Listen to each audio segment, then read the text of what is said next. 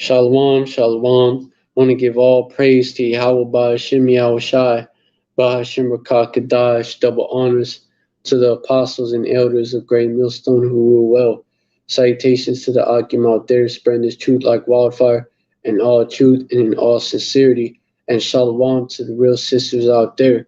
Shalom to the rest of the elect, which would include the real sisters, of course. That great multitude. The rest of the elect. Shalom, shalom, shalom to all y'all.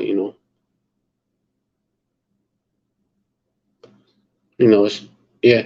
All right, so I titled this live, without further ado, I titled this live, They Hold Themselves Not Guilty, because it's all these devils do, man. Whenever you bring up the history of them oppressing us and shit, they tell us to get over it, they tell us to get over it, which I find funny, because they'll tell you to remember the Alamo, remember the whole the so-called Holocaust and shit, remember remember 9/11 and shit.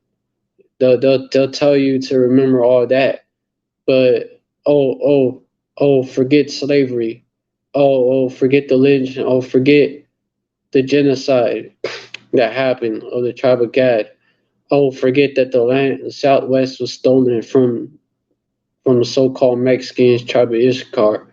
Forget all that. Forget all that. But they want you. We gotta remember what happened to them. We gotta remember what happened to them, even though it wasn't that bad. It's a hypocrisy of these devils, man. And what inspired me to do this live, like he got me heated in the spirit, man. I found it vexed me, man. And felt inspired to do this live, through that, man. I also feel like I gotta do this live going on these devils, man. And as well as these sympathizers, man. Shit, I'll get back. I fucking forgot.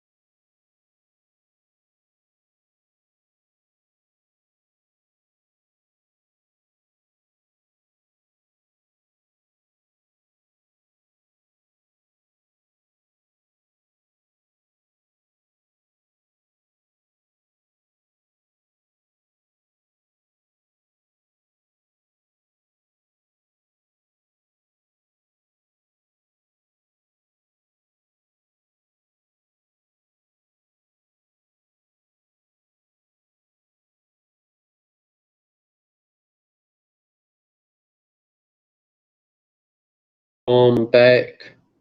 Kala Halbashim Yahshai Bashim Rakakadash, that it's still up. But yeah, reading that dude's comment, some fucking naysayer, some scoffer on there is talking about, oh, no, we're trying to be, we have a victim mentality and shit like that, like that type of talk, man. And dude say he's brown, which he could either be. I got terror vibes from him, but you have coons, you have Sambos, sellouts, like, or just people fucking. Oh, well, they are sellouts, man. They have that mindset of that Stockholm syndrome mindset, where they defend massa and shit, and they actually is because Jake try to be a different nigga and shit. Also, Jake try to be a different nigga. Oh, I'm different. I'm different. I trust Esau more than the rest of them. I'm a good nigga type mindset, which don't even pay off, man. These devils don't give a fuck about that. When have they give a fuck about a traitor, man? When have they cared about a traitor, man? Uh, you know, when have they cared about that?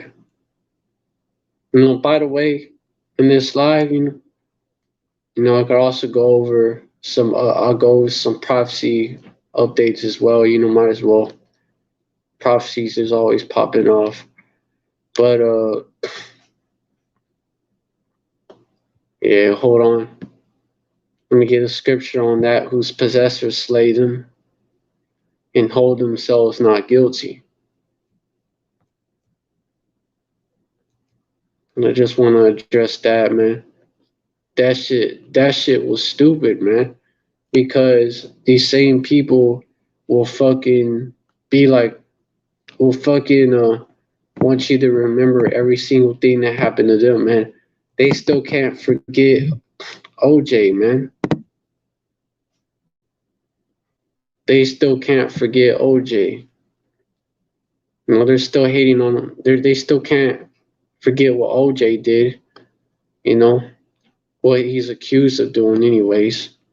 They still can't do that, but they tell us to get over all that, man. They're pissed right now because you have immigrants coming into Babylon and shit. But ain't that what they did? Ain't that what they did? You know, ain't that ain't that what they did when they came over here? They was illegal immigrants when they came over here. They was refugees from Europe. They said they claimed refugee status, and then they fucking backstabbed Gad right in the back. When Columbus came over here, Columbus pretended to be the friend, then be the Northern Kingdom's friend, man. The tribe of Simeon, I believe, in Dominican Republic, and also he had, I believe, he visited Puerto Rico, which was where the tribe of Ephraim is at. Maybe, I think even Cuba, where Manasseh is at. But first touched down in Santo Domingo, well, in Hispaniola, island in Hispaniola, where the tribe of Simeon is at. But these devils will fucking be like, oh, well, they'll do that. And they'll be like, oh, well, we won, you lost. Every culture fucking conquered somebody. But there's a means to how they did it, first of all. There's a means to how they did it. you fucking devils, man. The way how y'all did it was through deception, through divide and conquer, and through biowarfare tactics, man. Like smallpox blankets. Like there's so many examples. Several times smallpox blankets done by the Spaniards, I believe, and then done by the so-called English, done by the English-speaking Edomite settlers in North America. The Tuskegee experiment. Other fucking experiments, biowarfare attacks, man. AIDS, bro. Shit, what they doing right now, man? With the kill shot, man. All the way to now, the kill shot. I even venture to say that the Black Plague, may have been cooked up by these devils, man. We trusted one of these devils to be like a house nigga and shit, and be in the house and shit because we thought that we trusted them, and then they fucking plotted, man. That's probably what happened. And the Black Plague, boom. You know, but these devils don't hold themselves, which goes to show that trust not thy enemy, because they'll do that, and then these devils won't even be accountable. I'm just gonna address that real quick, and then because the Rakakadash want me to go into these prophecies, man.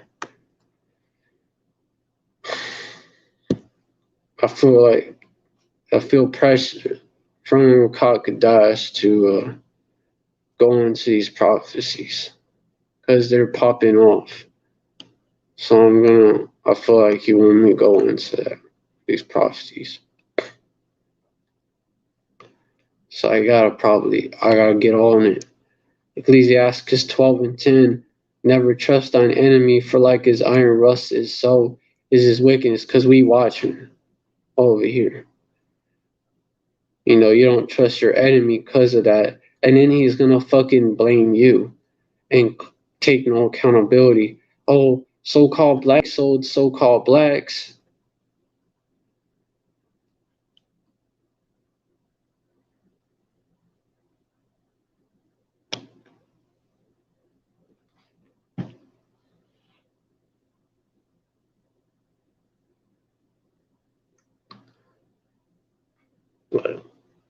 Verse 11, though he humble himself and go crouching, yet take good heed and beware of him, and thou shalt be unto him as if thou hast wiped a looking glass, and thou shalt know that his rust had not been altogether wiped away, though he humble himself and go crouching, man.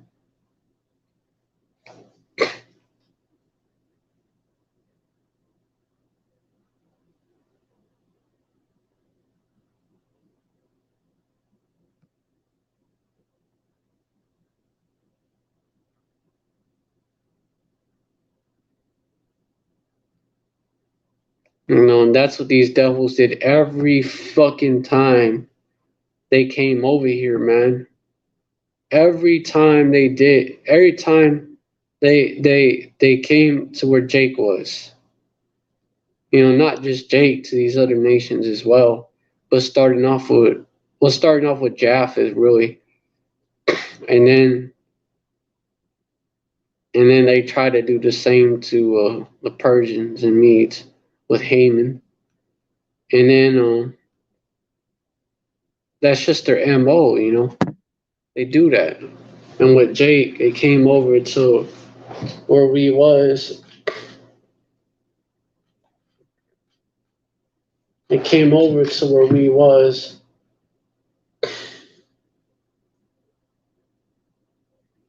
and they acted like our friends, and they overthrew us.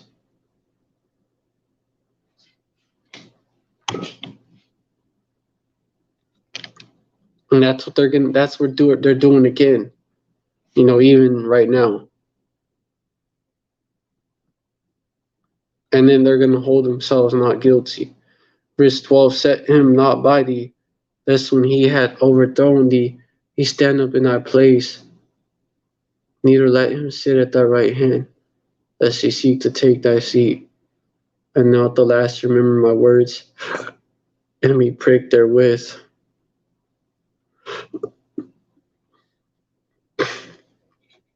And that means to regret it, has two meanings.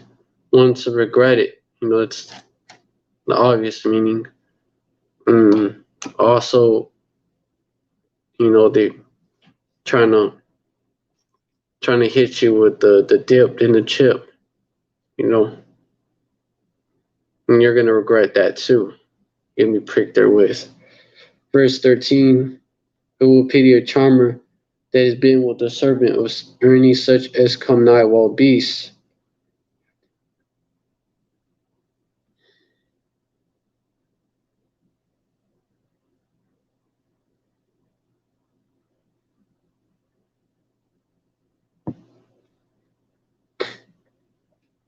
No one's gonna pity you, Jakes.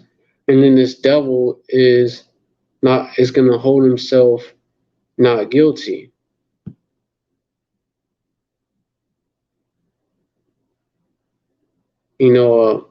Zechariah 11:5 all over again.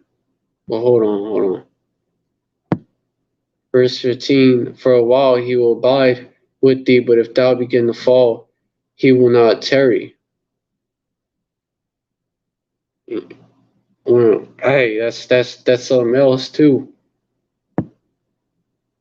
He's not gonna tarry, man.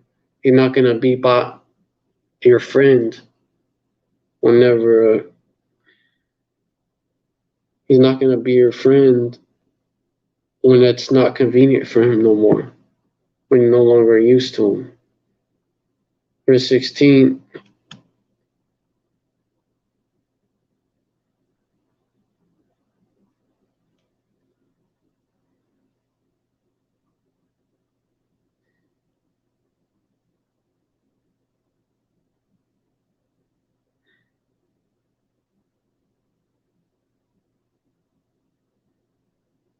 Verse 16, the enemy speaketh sweetly with his lips, but in his heart he imagineth how to throw thee into a pit.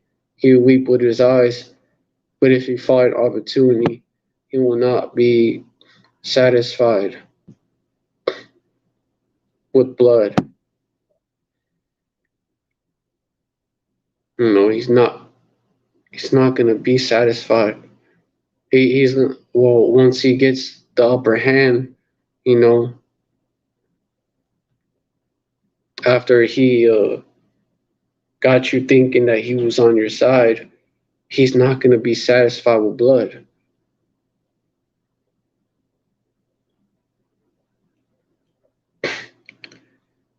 Verse 17, if adversity come upon thee, thou shalt find him there first, and though he pretend to help thee, yet shall he undermine thee.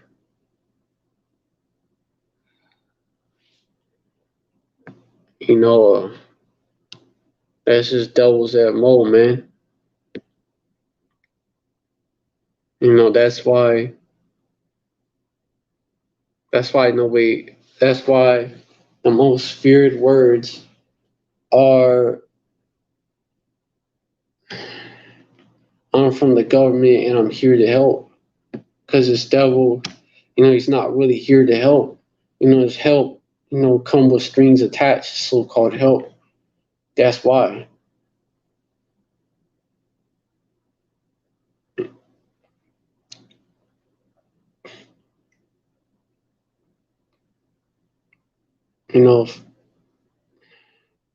If he do it good, he do it that he don't really like. He's not doing it because he want to do the right thing, basically. Verse 18, he will shake his hand and clap his hands and whisper much and change his countenance. And that's and then he's gonna hold himself not guilty, like Of course, man, he always does, man. They always find a way to justify their bullshit. Like always, man. Oh, what's not? Oh, every time there's a police shooting of a Jake. Oh, it's not about race, man. Why are you making it about race? How they be? Why are you making it about race? Like, yes, it is about race. You know, you don't be targeting your own like that.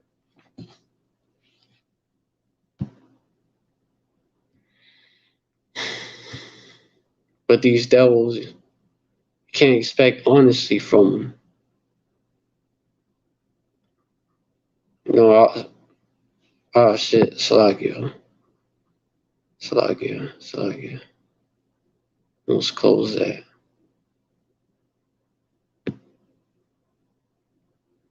But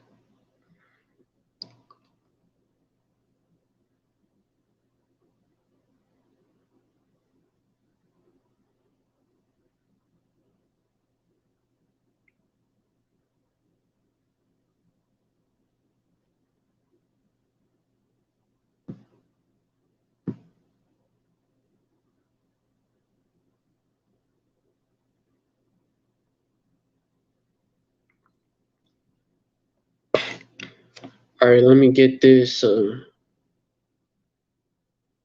into this article right here. Unnerving study reveals there may be no warning for the next supervolcano eruption. Some of the key warning signs that geologists typically look out for ahead of a supervolcanic eruption may not actually be present in every case, according to a detailed new study of the Toba volcano in Sumatra, Indonesia. The findings suggest that the gigantic eruptions from Toba some 840,000 years ago and 75,000 years ago were not preceded by a sudden influx of magma into the volcano's reservoir. Instead, the magma collected steadily and silently ahead of the blast.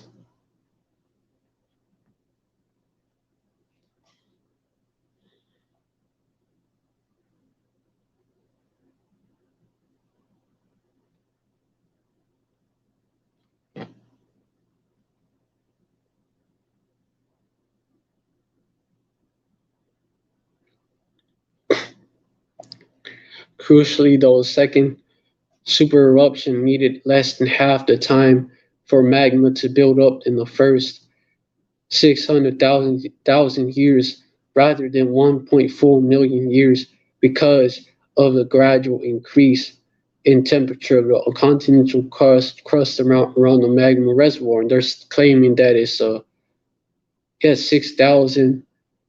600,000 years, which, you know, it's Esau's numbers. But you know, you get the point, man.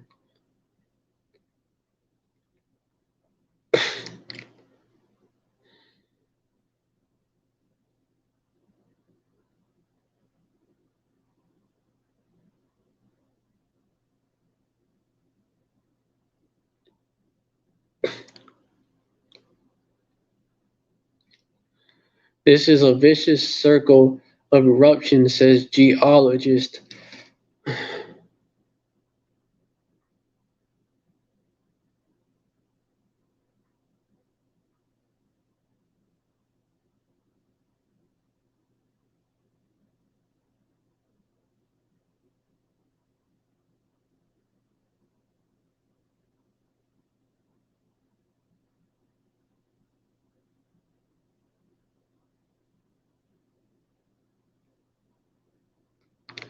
This is a vicious cycle of eruptions. Hold on.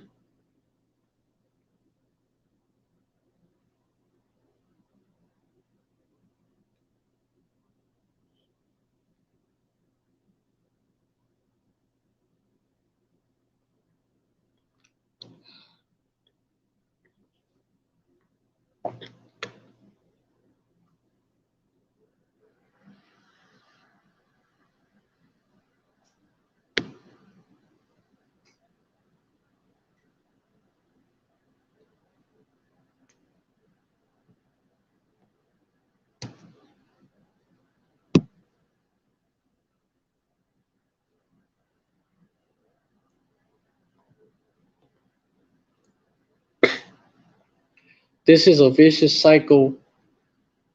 Hold on.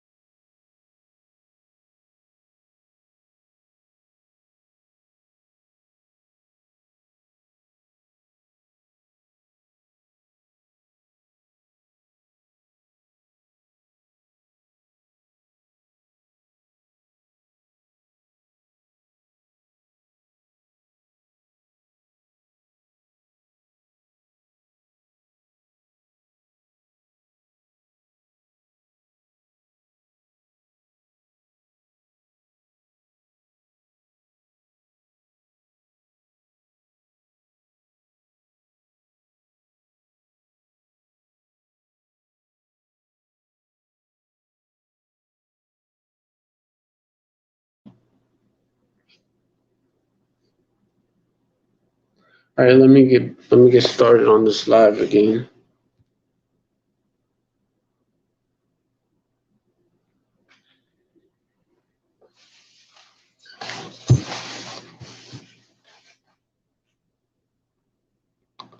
The more, all right, this is a vicious cycle of eruptions, says geologist Ping Ping Liu from Peking University in China.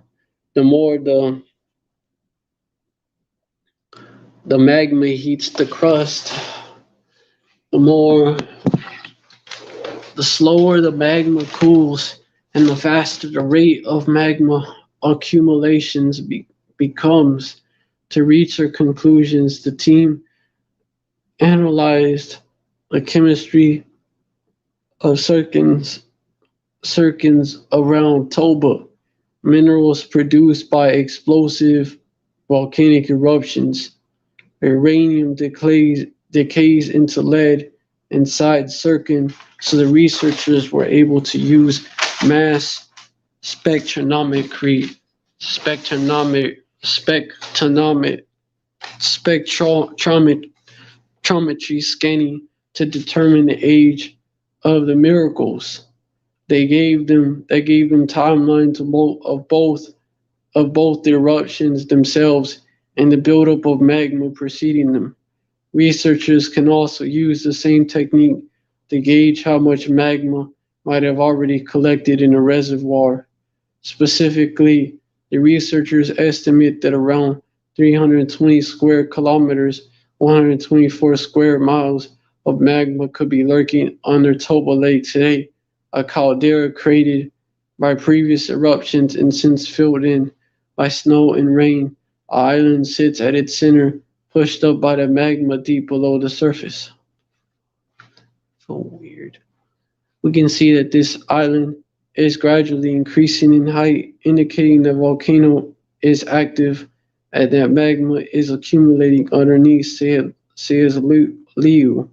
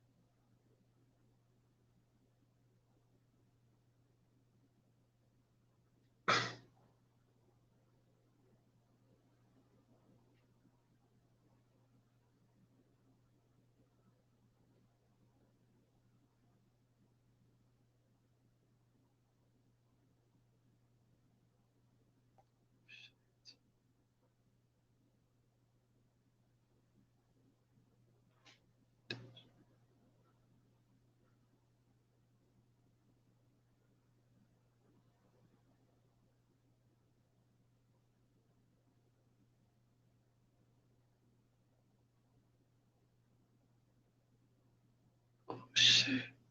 The fucking tension. So again, dealing with sub right now.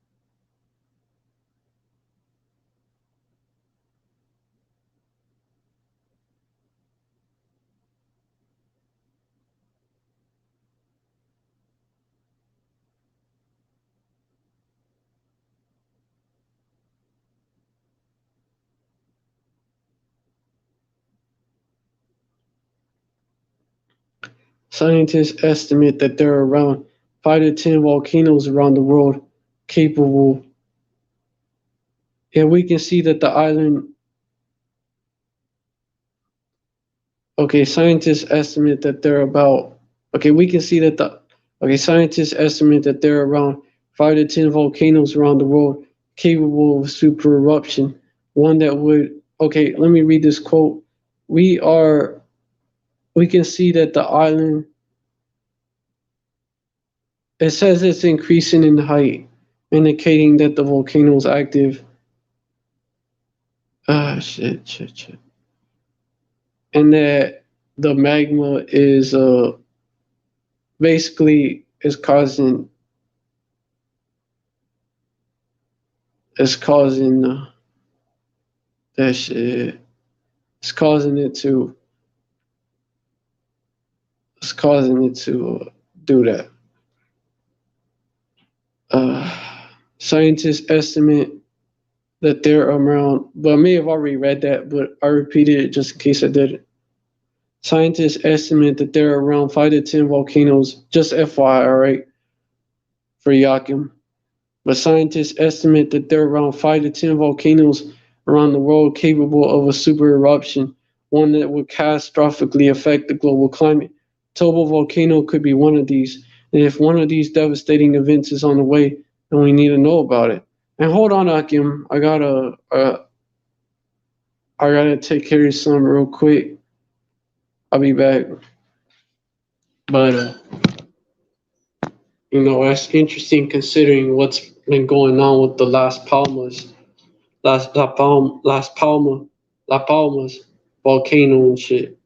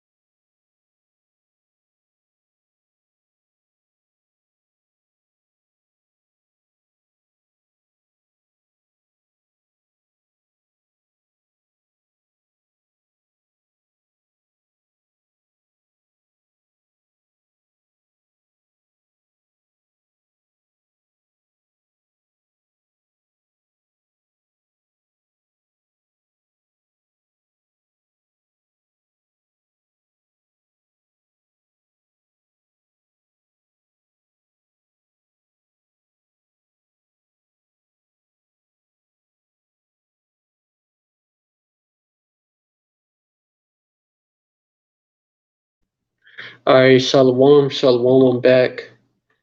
And I had a situation. I had to take care of, but I'm back now.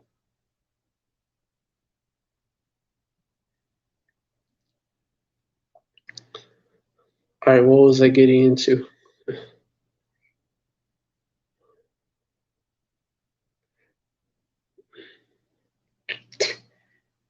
Alright. The findings suggest that the gigantic eruptions. Damn, my fucking ears feel like they clogged up. That the gigantic eruptions from Toba some 840,000 years ago and 7,000. Hold on. Hold on. Let me see if I already. Okay, yeah, I already read that.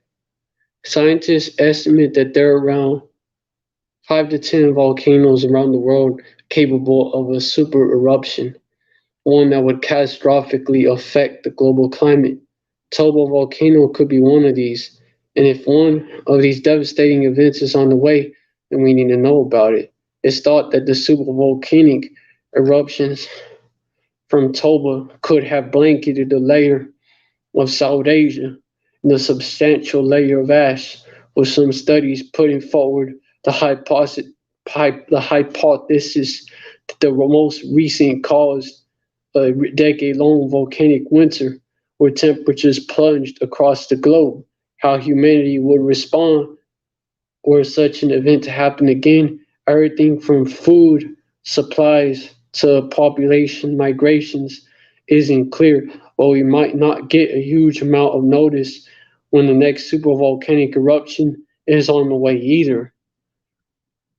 And what did the scriptures say about, you know, there's when they say peace and safety? Because people are not going to be aware of what's coming, man. That people are going to be living their best life, man. Not going to be aware of what's going on. And that's why it's written in 1 Thessalonians 5:3, for when they shall say peace and safety, their sudden destruction cometh upon them, as travail upon a woman with child, and they shall not escape. And right now you got that situation going on in La Palma, and you got the Cumbre Vieja volcano that's going off, and it ain't stopping. It ain't stopping, and it's been going on for so long. Like, it's unusual, man. It's unusual. They don't usually be doing that shit, And there's people saying, and it's very likely, like I said before, that there's several articles I could go into. Kala Yahal Bashim Yahshai Bahashim Rakat Kadash. Kala Yahal Bashim Yahshai Bahashim Rakat Kadash. All praises. Hey, it's popping off, man. If the labor shortage it's going down, man. These super volcanoes, these average volcanoes, Cumbre Vieja, man. Cumbre Vieja. Cumbre Vieja eruption, man. It's continuing to. They're saying why it can't cause tsunami in Florida. Okay, whatever. Say no end to ordeal. Lava streams continue to pour. It's been going on for a month, dude. It's still tsunami warning up over there, man. We're seeing an uptick in volcanic activity like that, which is going along with the uptick in earthquakes. volcano in its seventh week of activity, having begun on 19 September. Spanish PM back to La Palma today, his sixth visit. President Sanchez announces 18.8 million in aid to farmers and fishermen, in addition to tax exemption for victims of eruption who have lost their dwelling. Planned school return canceled. Earth tremors continue around La Palma hotspots. Some La Palma schools limit on-site classes due to ash cloud. Spanish government to provide further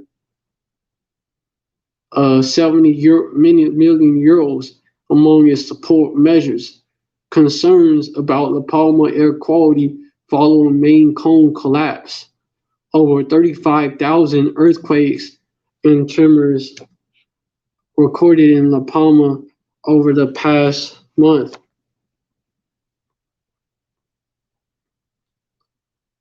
And it says something about tsunami warning, bro.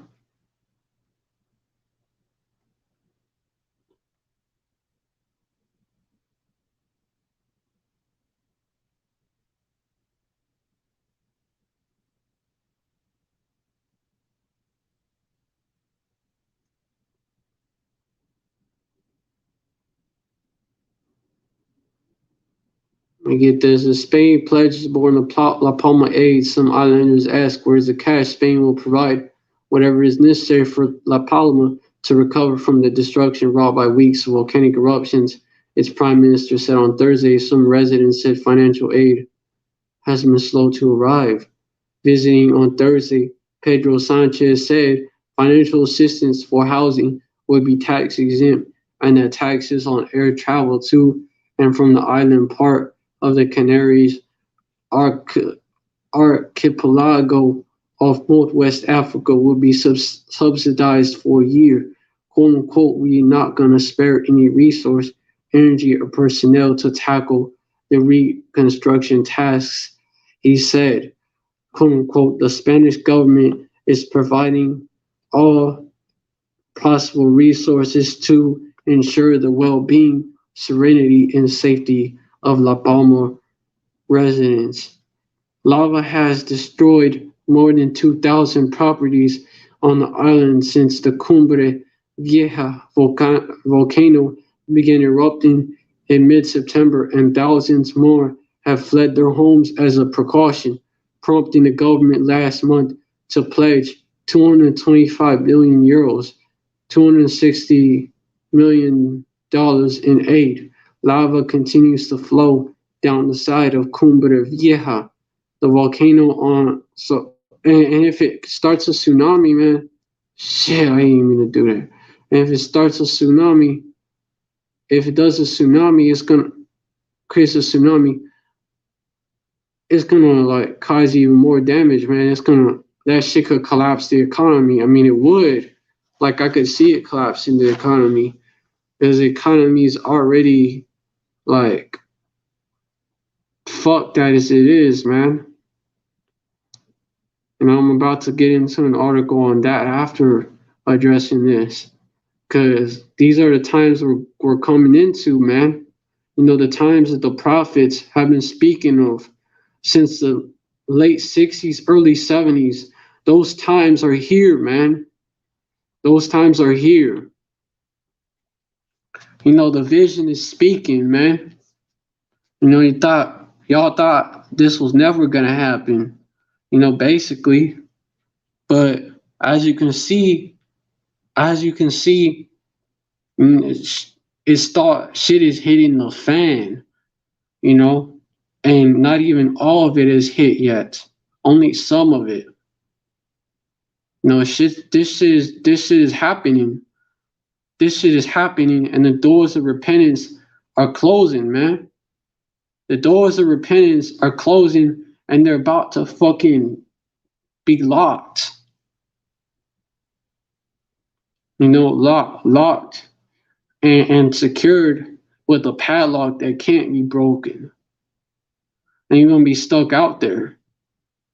And when Esau comes in like a flood, The elect is gonna be delivered because Yahweh Bashim Yahushai is gonna raise that standard, but y'all gonna be stuck out there. You 2/3 are gonna get swallowed up by the flood. That's what's gonna happen.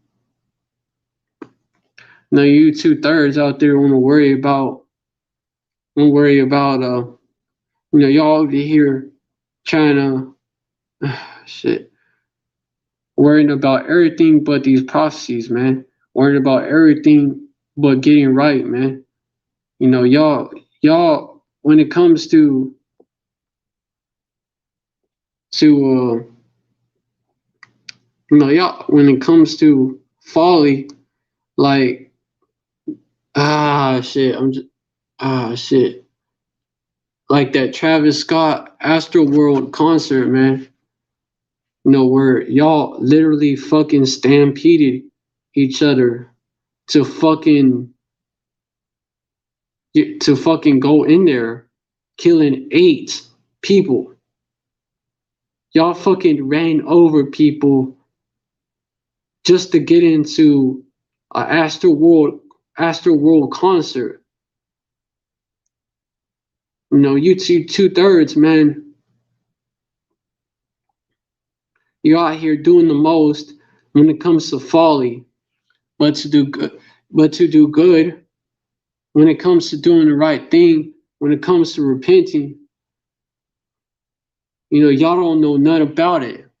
Oh, Shalom Akia, Yahweh Bashim Yahushai Bahashim Rakakadash Barakatah. I was kind of expecting you to get on this live since you be getting on here.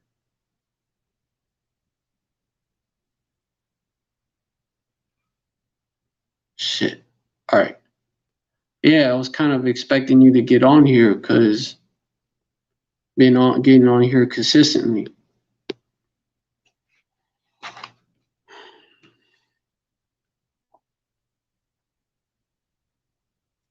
And all types of hell is about to pop off and is popping off. I'm going into that. I was going into how Esau always justifies himself, and how Esau always justifies himself and holds himself not guilty for his bullshit. But when something happens to him, he's quick to be like, don't forget, don't forget. Don't forget. He doesn't have the same energy. I was going into that because there was some comment by some dude on a post by a brother about like, I ain't gonna forget, like, because we not supposed to forget that shit, man. These devils, man, they're the same way. If you forget that these devils did that, these devils is gonna do that again. If you forget who your enemy is, you leave yourself more vulnerable. But 2/3, they want to do that, especially these sambos, these coons. So I was going into that, because that dude said he was brown, so could be a coon, could be a terror. I got terror energy from him, but could be a coon. I didn't read all of his. I read some of his comments and shit. So first off, I was going into that, but I saw this article about fuck, having this headache right here. So I came across this article about like we're not gonna know. There may be no warning for the next super volcano eruption. People are not gonna fucking know. I should say people are not gonna know out here. And how it links up with prophecy, man.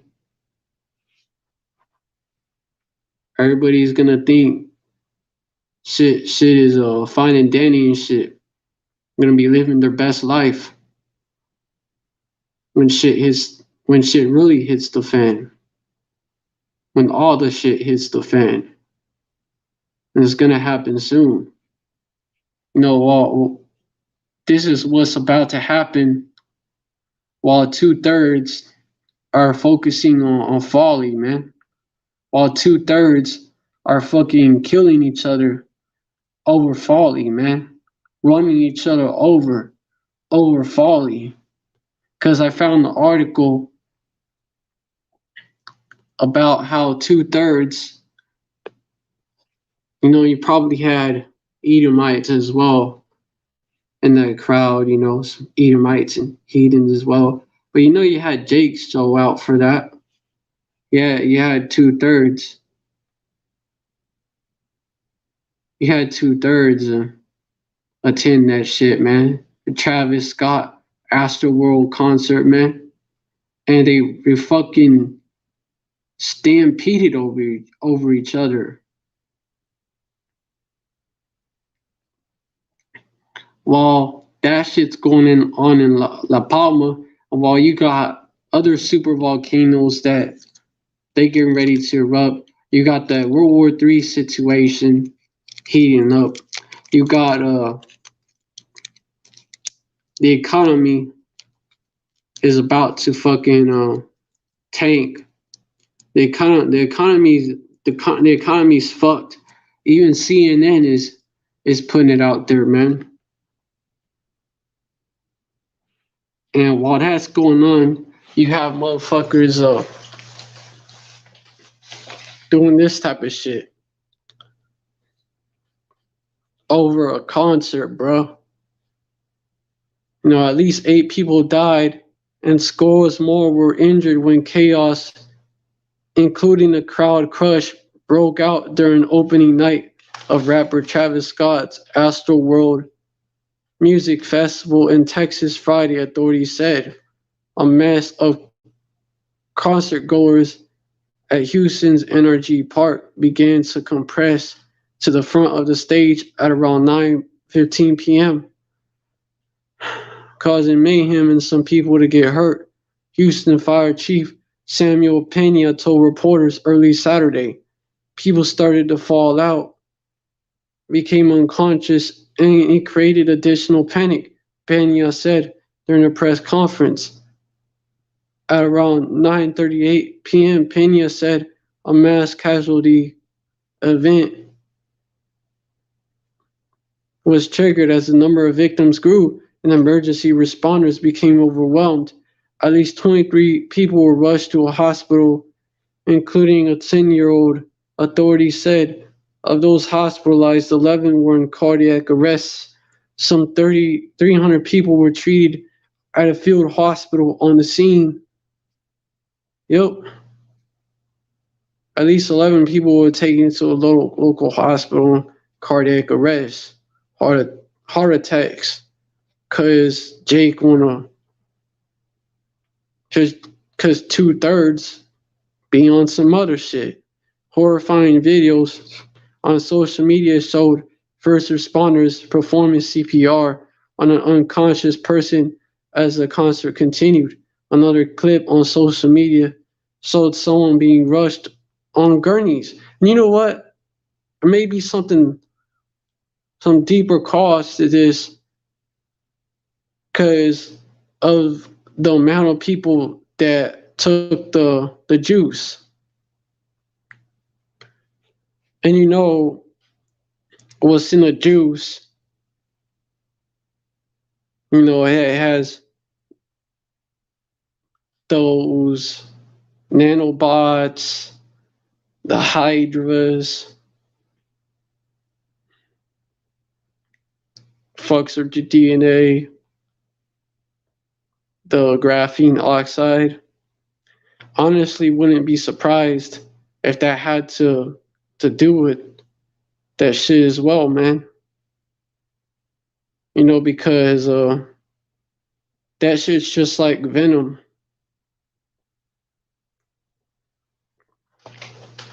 And so Esau could fine tune those frequencies and cause people to do shit like that.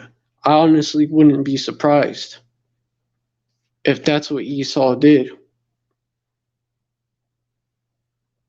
But yeah, Khan, the volcano in Yellowstone has been getting hotter and hotter throughout the years. Con, you got that volcano as well, ready to pop off.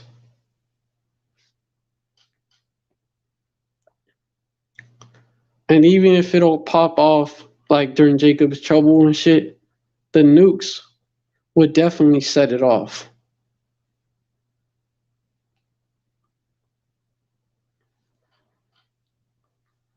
And then now you can see how Babylon is going to be a lake of fire. There's a lot of them in the American Southwest. A lot of super volcanoes. It's going to be like they're like pimples on the surface of the earth, man. And the missiles is going to cause them to bust. They ain't bust already. That magma pocket covers multiple states. Con. That's like a little lake of fire, man. And then you have the nukes. So you're gonna have nuclear fire, all the nukes melt in the ground, and you're gonna have that magma, and it's gonna spread. It's gonna contribute to the lake of fire. Absolutely, absolutely, Con. It's the reason why it's gonna be so bad. Like Babylon was literally set up to be destroyed that way. 1:27, 1 minute, 1 hour, 27 minutes, and 44 seconds. When I said that.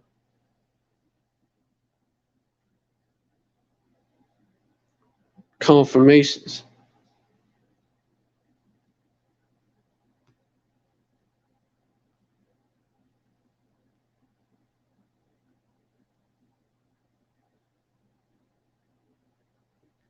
But why you got this going on? You got flood-like behavior going on with these 2/3 down there in Houston. And they're probably juiced up. Cause that's some zombie shit right there. No cause of death was given for the 8 confirmed fatalities pending the medical examiner's investigation. Pena said police were working to identify the victims, and people whose loved ones were missing were asked to go to the local Wyndham hotel. And also, how did people die of heart attacks? How did people get heart attacks for that? I mean, how did people, like, when someone, I don't know. I feel like there's more to the story, man.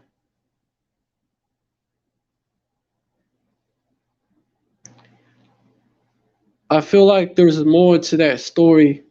Like, there was effects from the juice that kicked in as well, man. Whether it caused zombie behavior, because Esau fine tuning the 5G, or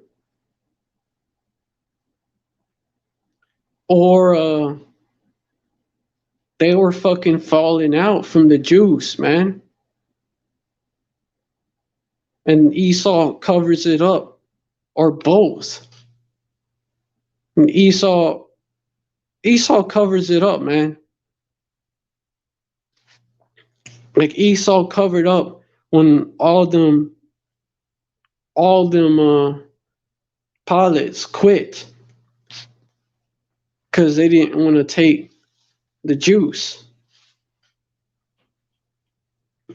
Esau will do that. So honestly, I think there's more to that story. I have a strong feeling that there's more to that story that Esau was hiding.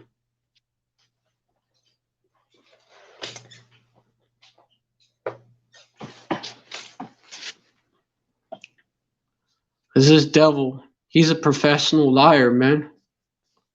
Oh, he saw a lady that sounded juiced up. She kept making growling noises and wiping her face as she was profusely sweating like a zombie. Like a zombie. And they show you in their movies. They have so much movies about zombie apocalypse. There was a video that came out about about the army preparing for a zombie apocalypse.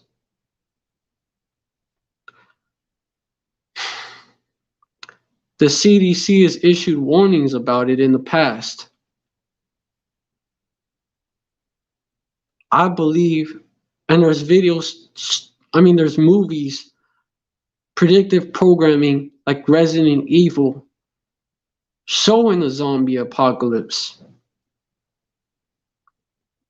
And yeah, they call 2/3 that, but guess who's gonna get the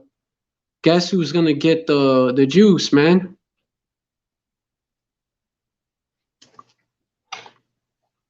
So I think that's what Esau has got set up.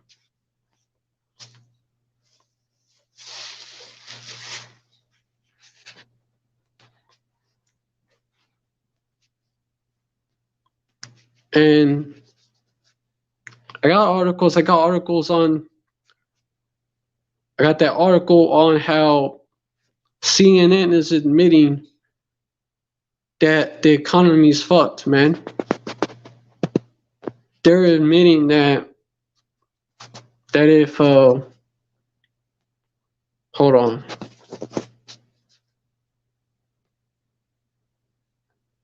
They're admitting that if the labor shortage continues, the U.S. economy won't be able to recover, and that was all by design.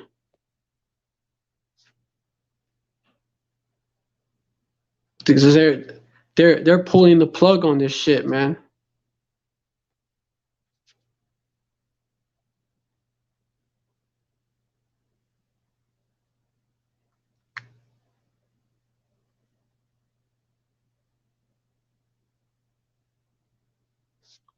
Yeah, I believe the Jews had to do with this event in Houston. I believe the Jews had to do with it. Huh. Horrifying videos on social media showed first responders performing CPS on an unconscious person as the concert continued. Another clip on social media showed someone being rushed out on gurneys. No cause of death was given for the 8 confirmed fatalities, pending the medical examiner's investigation, Pena said. Police were working to identify the victims, and people whose loved ones were missing were asked to go to the local Wyndham hotel. No cause of death. Fucking interesting. Nobody could dream of this. I think it's important that no one speculates. We have none of the answers tonight. It's weird. Quote unquote said Houston Police Chief Troy Fender. Yeah, this is weird. They're not telling the whole truth. The chief said authorities have quote unquote heard rumors of people injecting people with drugs at the show. Okay, Esau. Entertainment company Live Nation, which organized, yeah, it sounds like they're covering something up. Entertainment company Live Nation, which and this event right here, like, might have to watch this one too, because Esau might try to turn that into something else. Might want to watch it. Entertainment company might be like some sort of false flag. Esau might try to turn it into that. Entertainment company Live Nations, which organized Astro World, said it would allow investigators to review footage from the show, and Scott is cooperating with law enforcement, Fenner said. As the mayhem unfolded, the show was stopped when the crowd was surging, quote unquote, the chief added, quote unquote, hashtag Astro World Fest. Can't believe this is happening. You're supposed to feel safe at a music festival and make it back to tell how much fun you had, but this is sickening, quote unquote, one person posted on Twitter. The Houston Fire Department said that it was responding to multiple civilian injuries at the concert just before 11 p.m. local time. Yeah. Earlier in the day, hundreds of eager fans were seen knocking down barricades at entrance gates, blowing past metal detectors and security guards. None of those injured in that instance appeared to be seriously injured, according to ABC 13. The third installation of Astroworld's 100,000 tickets sold out within an hour of going on sale in May. The event began in 2018, was canceled in 2020 due to the 1984 edition of Crown Royal pandemic. But yeah, uh, hey, there's more to this event than what they're fucking telling you. Yeah, mass casualty event is not just that. There's more to it.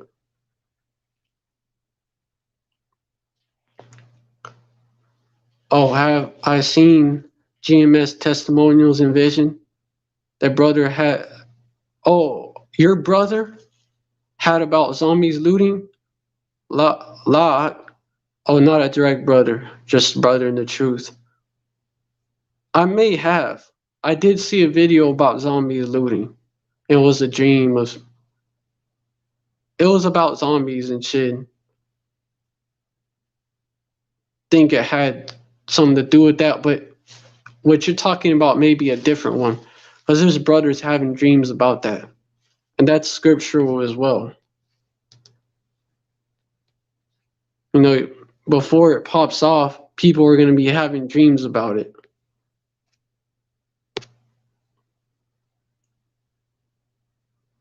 So you got that going on, which I wouldn't be surprised if that had something to do with the Jews. And also something like that, rumors about people injecting people with some drug or some shit.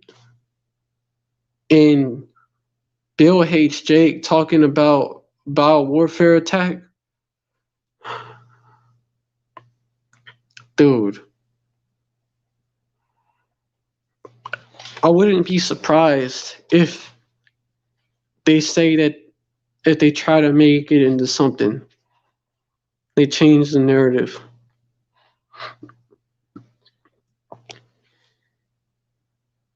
Honestly.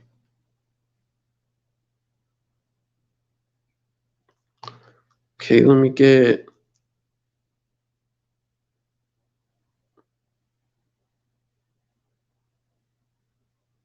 I'm gonna get Matthew 24:7 because that fits what I'm bringing out. Let me get the CNN article first, actually, since I said I was gonna get it. If the labor shortage continues, the U.S. economy won't be able to recover. After enhanced unemployment effort benefits Salakia expired and schools reopened in person, many expected workers to go back to work and the nation's labor shortage to ease significantly by September. But recent data suggests that if anything, the shortage is getting more severe. And though the risk of a severe shortage continuing into 2020 is not the most likely scenario, the chances of it are increasing. That means we could see significantly lower economic growth next year. A majority of small firms, 51%, say that they have job openings they are unable to fill, according to a September study by the National Federation of Independent Business. The conference board CEO confidence study revealed that the percentage of firms citing difficulty attracting qualified people jumped from 57% in the second quarter of 2021 to 74% in the third, and the ratio of job openings to hires, a proxy for the average time to fill positions, is at a series high, according to the Bureau of Labor's statistics, as in the rate which workers voluntarily quit their jobs. A few factors are still limiting the supply of workers.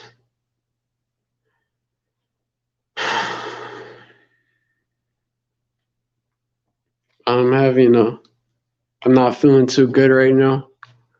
So I'm not feeling too good right now. Like I had some cheap yayin earlier. Now I drank some coffee, get rid of the hangover. But like I drink coffee straight like that. I don't usually be having coffee, so I don't know, stat and I ain't feeling good right now, so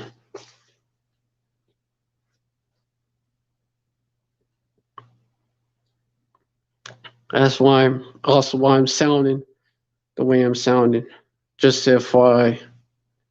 But let me continue. The conference. Okay, hold on. Okay, con. I just already read that. A few factors are still limiting the supply of workers. Some people are delaying a return to the labor market because they still fear catching the virus and becoming deathly ill.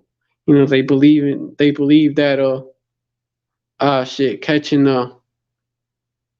yeah, they still feel fear catching that shit and becoming deathly ill. They believe they believe the hype that's sold to them by they believe that shit that's being propagated by these devils, man. That bullshit,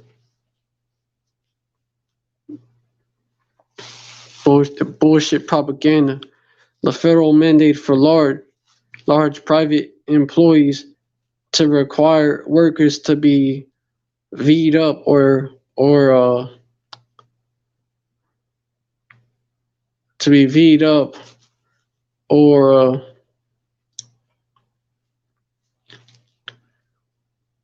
or have a or nose jabs weekly may be a new drag on labor supply, as some workers will not be willing to get the V thing. What's more, older Americans' labor participation rate,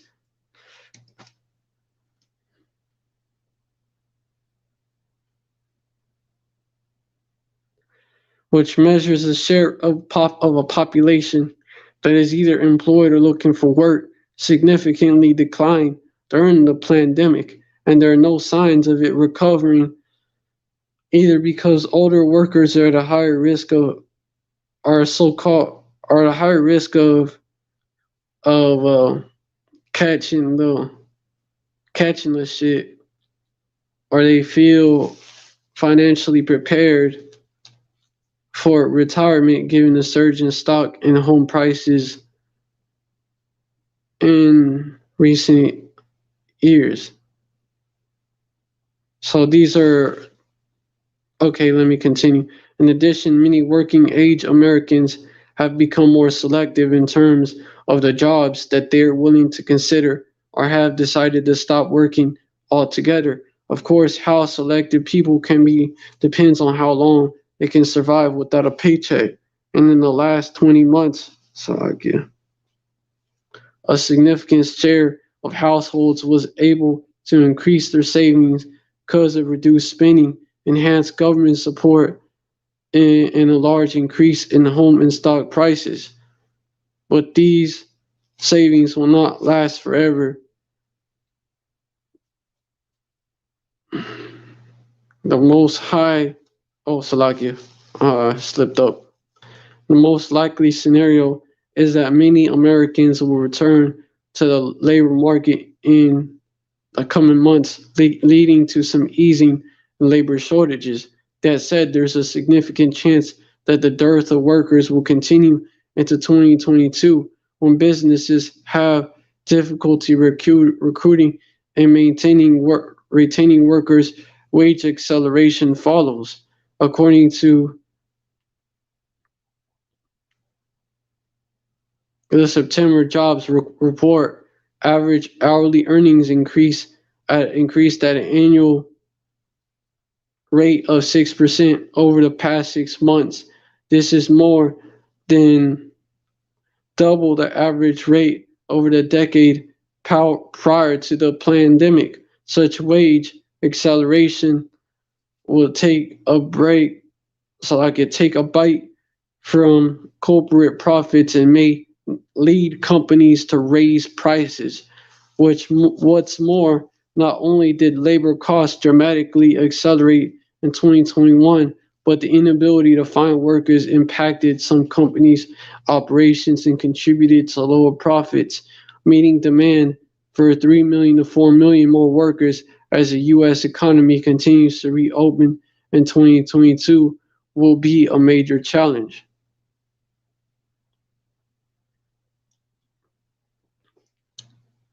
Oh, fuck.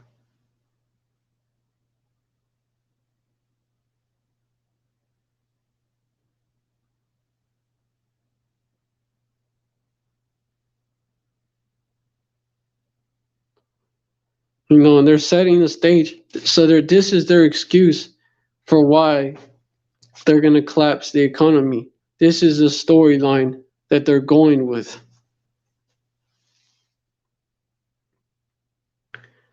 Khan, hey, you got scriptures.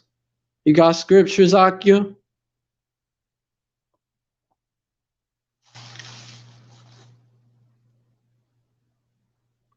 Scriptures or articles or both. Well, both that you can bring out.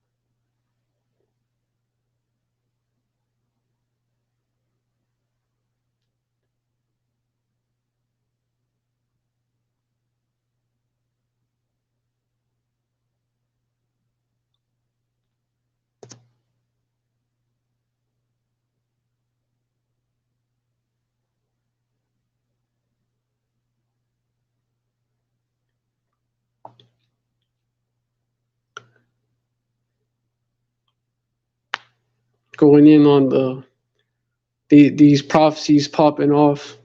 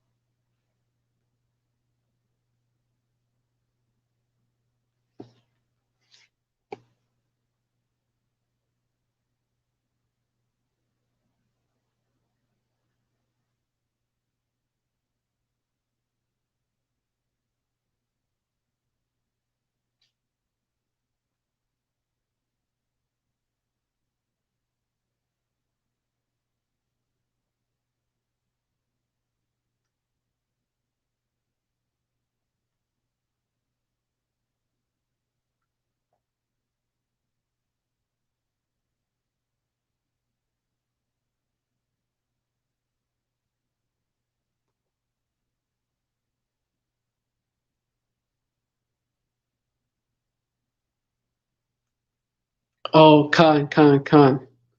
Oh, con. Well, shit. If I start to feel worse, then I'll probably oh, con. At the end of this at the end of this stream, con. Kanak.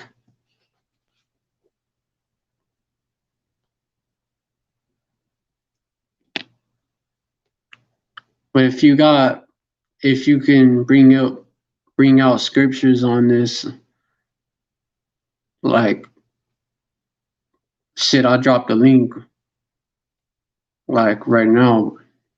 Just let me know. Or if you got an article that has to do with, what I'm going into, links right up with it, let me know. But we gotta like, if you're gonna be on this live, gotta stay on topic. Can't be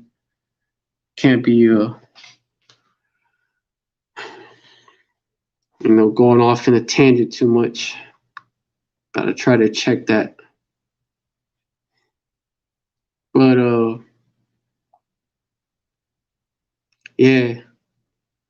And then it goes on to say in the CNN article that the US needs to find ways to raise the number of workers through larger, more economically motivated immigration policies and higher labor force participation. Like, all right, let me just read past that right here. If we don't, because they're not gonna, man, they're not trying to fix this. If we don't address these issues, that's not their agenda. They're not gonna fix the economy. They're trying to collapse it. And if we do not, so I'm gonna start right there. If we do not address these issues, a continuing labor shortage will pose a serious risk to the 2022 U.S. inflation and economic growth outlook. First, wages for new hires will continue to rapidly grow. That on top of an escalating cost of living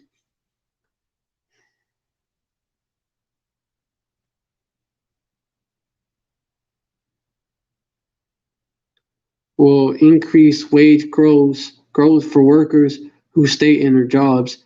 Across the board, higher annual raises and special adjustments to retain workers are likely to further increase companies' overall labor costs. And you know what that's going to do? They're not going to fucking pay for that shit themselves. They're going to pass it down to the everyday Babylonian. That's what they're going to do. They're already doing it. Thanks, killing and stealing turkeys are like almost twice as expensive as last year. Like that last year, it was around 26, roughly 26 some dollars, roughly, right? Now they're around, shit. Now they're around like 50 some. Double. And then they might even probably is going to increase even more. And then, yeah, everything's going to go up, man. Everything's going to go up even more. Hyperinflation. A shrinkflation. The price is going to go up and you're going to be buying less. You're going to be buying a package and you think it's going to have the same amount and shit. Well, these two-thirds, right? Well, okay, let me phrase that. You go to the store, well, to the 2/3 is going to be a shock. But you go to the store and it's going to be like half the amount and then 1/4 the amount. And the cost is going to go up. Twice as expensive. 3 times as expensive. 4 times as expensive. Even more. 5 times. 6 times, 10 times eventually. You're gonna be paying $50 for some one of the packets of roast of ground beef.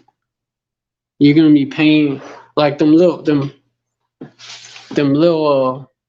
packets of ground beef and be $50 and shit. Loaf of bread, 25, going up to 50, going up to 100. I wouldn't doubt it. They'd go up to 100 a fucking loaf of bread. You're gonna have food riots in the streets, crime going up. Niggas are gonna be waiting outside stores, robbing motherfuckers. Jumping you for your groceries and shit.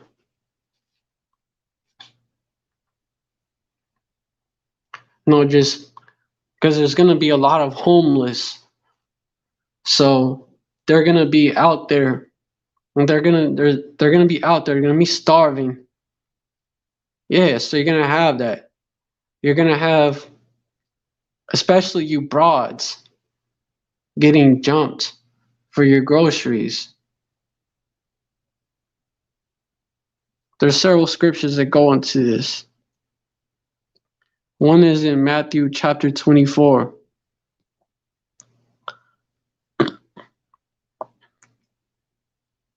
Hold on.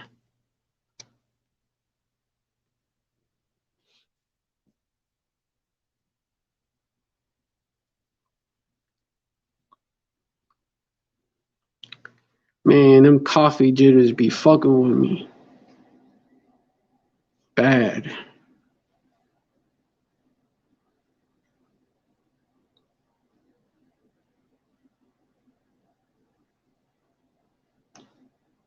Like my head literally feels like it's being, like there's pressure. Like it's being squeezed. And like it's being pushed forward. Like one side of the head is heavier than the other side. That's what it feels like. It's fucking weird. Let me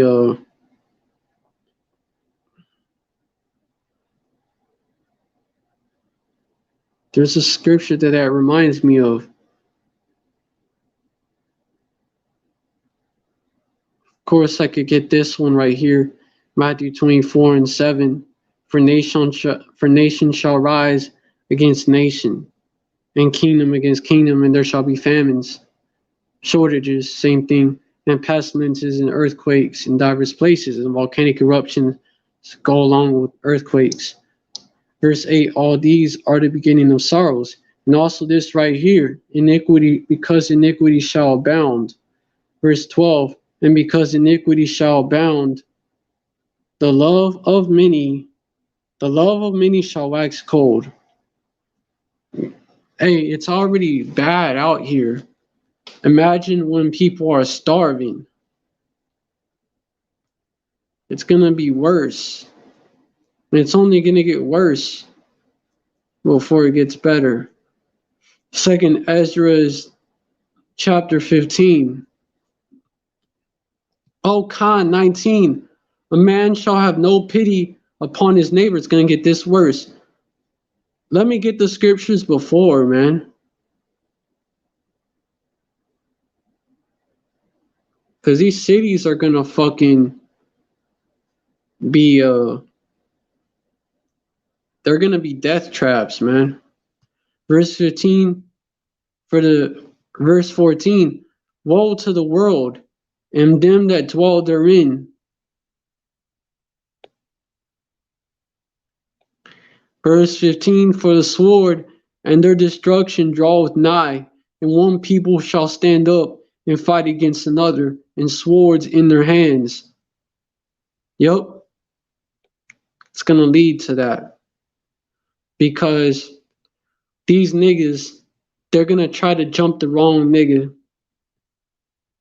and there's gonna be a fucking shootout because this nigga's gonna be packing and he's gonna unload on them niggas, man.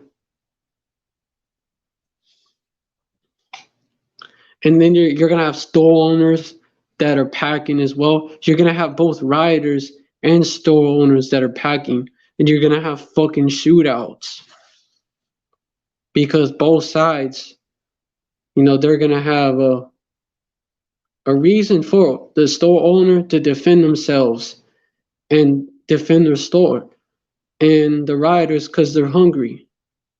Khan, 1 year ago in Venezuela, it was a reasonable thing to charge 100 for a pack of water. Yeah, Khan.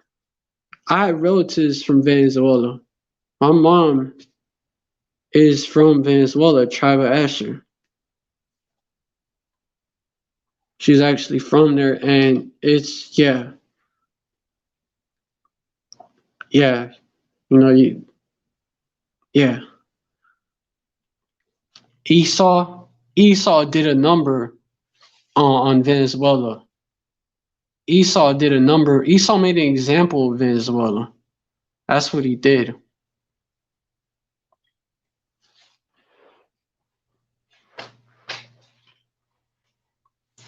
And he's bringing that Khan.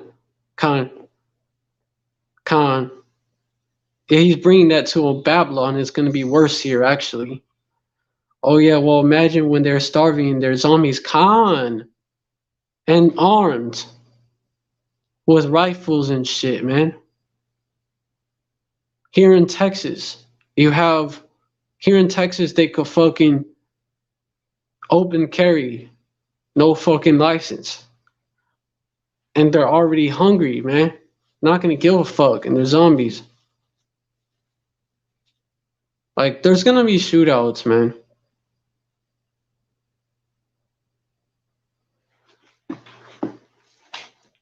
There's gonna be shootouts. They're gonna send the National Guard in also. Because the cops all over are gonna be quitting and shit.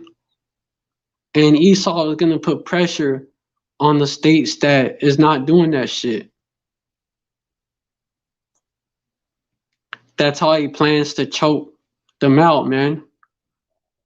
The brother Amwan Ibad, I believe he's an elder brother from North Carolina, he's from that area. He's North Carolina or Georgia. I think he's from North Carolina. But anyways, he came out with a video way back talking about how, not too long ago though, talking about the Anaconda plan, when basically it was Esau versus Esau, and the Union, Egyptian versus Egyptian, right? And the Union, how they choked out the Confederacy is they cut through one part of it, and then you had Union troops. It was a siege, man. Then you had Union troops go up like the Mississippi River and shit and meet up with the ones in the north. And basically like do that as well, choke out the main area.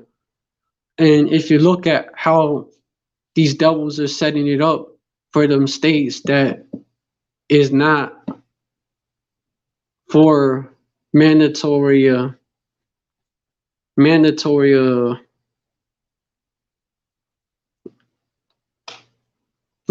jabs, mandatory snake bites. This devil, he's setting that up again, but the modern day version of it, because of the supply chain. So the supply chain crisis that he engineered, really setting up the siege. That's what it is. This devil, you got people, you got the media calling for.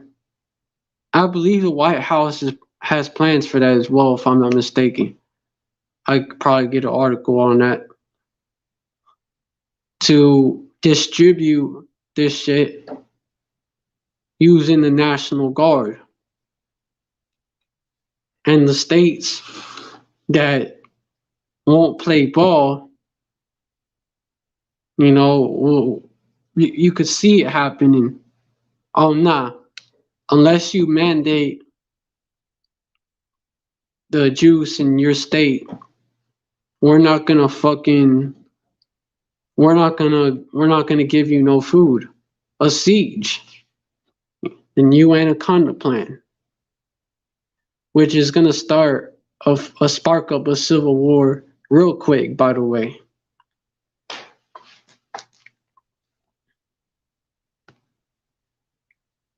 Cause that's economic warfare right there.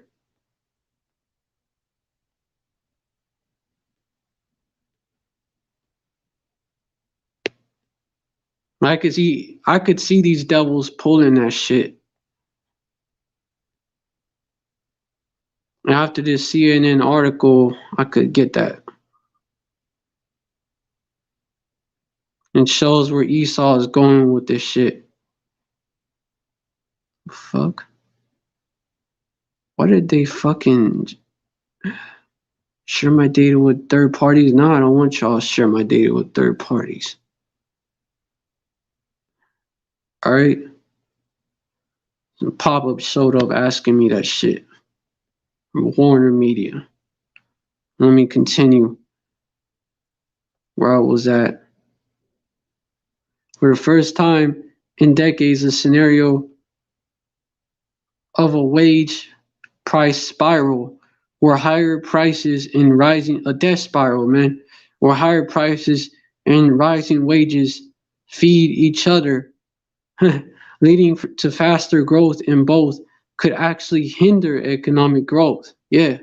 In such an environment, the Federal Reserve will be forced to raise interest rates multiple times in 2022 and materially slow GDP growth by more than what is already currently being forecasted, without policymakers, business leaders, and thought leaders more clearly recognizing the current dangers that labor shortages pose. U.S. risks not being able to fully recover economically from the pandemic for the next couple of years. Fuck the next couple of years. This place is done for, man. And they're setting it up. But ultimately, it's Yahweh Ba'Shem Yahushai, man. He's closing the curtains on Babylon, man. It's over with. And he's using the devils that rule over this place to do it. They don't realize that they're the ultimate puppets, but they are. He's closing shop on this place, man. Let me get that article, because plans, White House plans for. Oh, and you also got them trying to hit the kids up too. Something else too, which is gonna. You got an explosive civil war coming to this place too. White House plans for National Guard to supply chain con. Let me get that.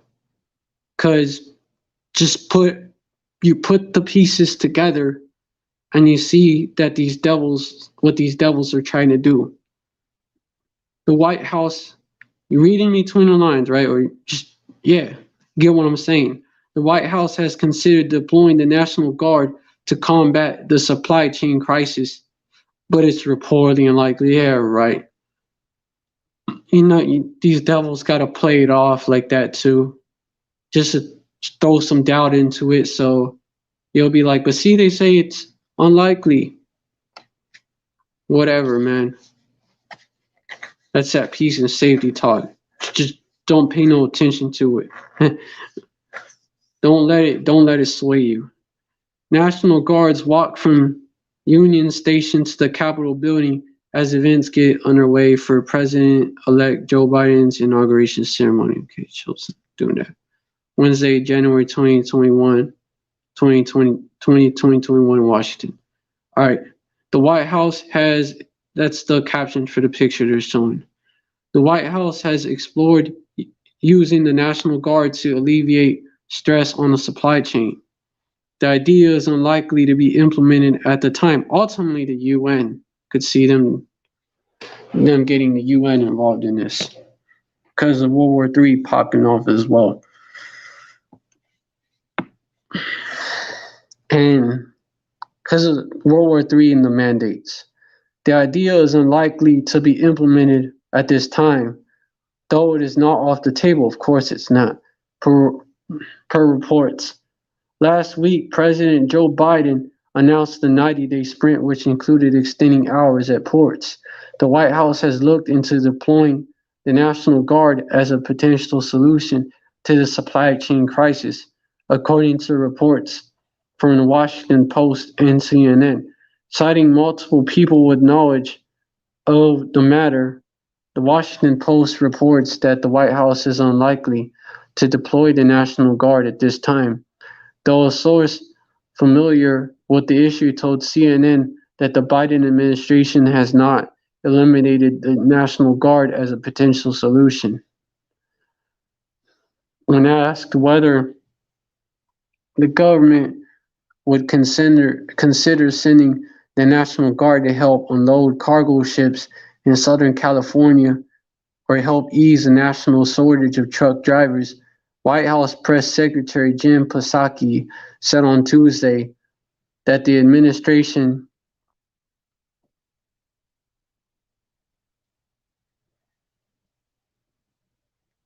White House Press Secretary Jim Psaki said on Tuesday that the administration has not taken options off the table.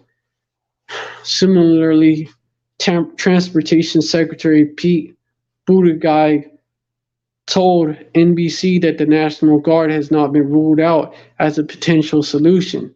"Quote unquote, I think that any opportunity to make a difference will be looked at," Buttigieg, whatever, said over the weekend. If employed, the National Guard could help move cargo off backlogged ships in ports in LA and Long Beach through bottlenecks at warehouses and railroads, as well as drive trucks to deliver the goods. Last week, President Joe Biden engaged with a series of meetings with port officials and major retailers like Walmart. During a meeting with Consumer Brands Association, its CEO, Geoff Freeman, asked the White House to use the National Guard as part of its 90-day effort to alleviate the supply chain crisis. CNN reported the White House's willingness to explore the option highlights how seriously the group is about the issue, which has left store shelves empty and create record backlogs throughout the supply chain. The National Guard has been used as a band-aid solution throughout the pandemic, helping address bus driver shortages and distribute the juice. The J&J juice. Whether the White House chooses to use the National Guard and other brands of the juice, same fucking shit, different brand. But whether the White House, basically, yeah, all poison. But whether the White House chooses to use the National Guard to address the supply chain crisis will likely depend on the success of Biden's plan. The plan includes extended hours for backlogged ports in Southern California, as well as longer hours for major companies like Walmart, FedEx, and UPS. Since it was launched last week, the White House's 90-day sprint has done little to address the supply chain issues. On Monday, the largest ports in the U.S. hit a fresh record as 100 ships waited to dock and unload. Logistics experts have been skeptical about whether Biden's plan will have a real impact as it fails to address issues outside of the port delays, including a shortage of space and workers at warehouses and railroads, as well as a national shortage of truck drivers. Yeah, man. These devils are talking about using the National Guard to take that over. And I honestly wouldn't doubt if they did. And then they're going to use that. I could see them using that for their Anaconda plan, man.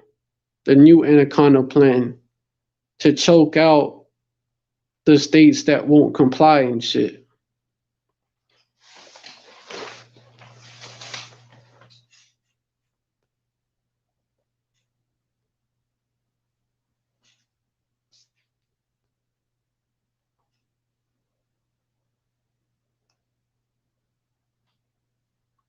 And that's going to cause the famine to kick in. Verse 16, for there shall be sedition among men, and invading one another, they shall not regard their kings nor princes, and the course of their action shall stand in their power. Yeah, man. That's going to result in that civil war. You know, the Biden administration is waging economic war on those states. That's going to cause those people in those states to rise up.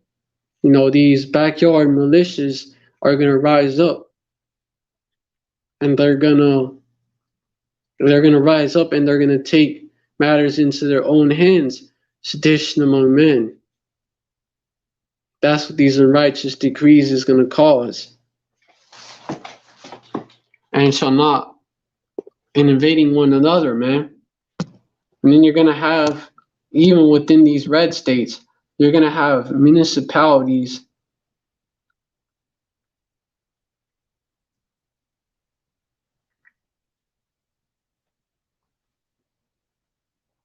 You're gonna have different cities in these red states be like,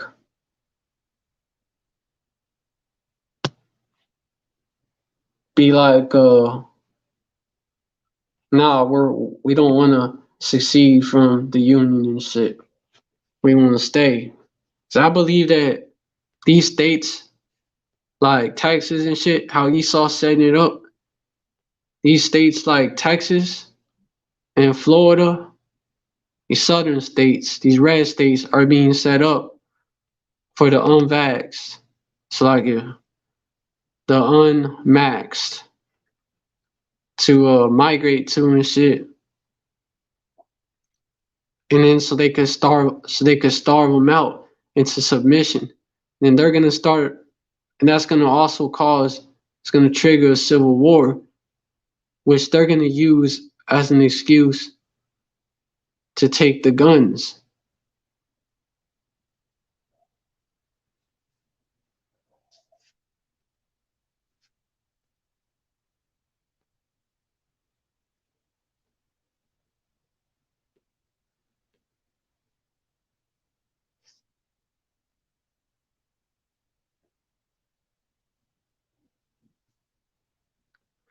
And so nobody has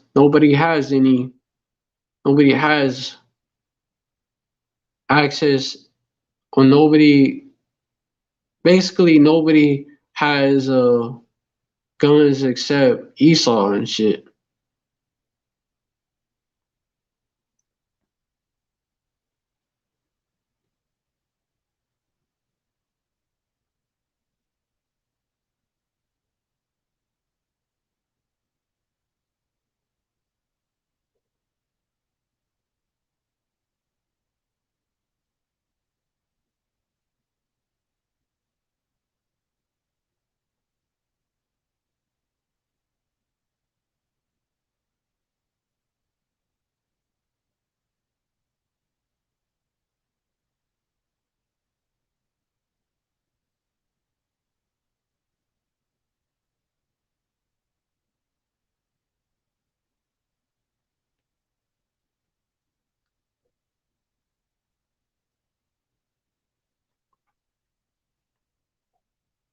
Yeah, let me continue.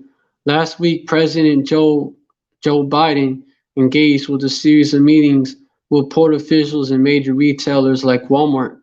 During a meeting with Consumer Brands Association, its CEO Geoff Freeman asked the White House to use the National Guard as part of its 90-day effort to alleviate the supply chain crisis, CNN reported.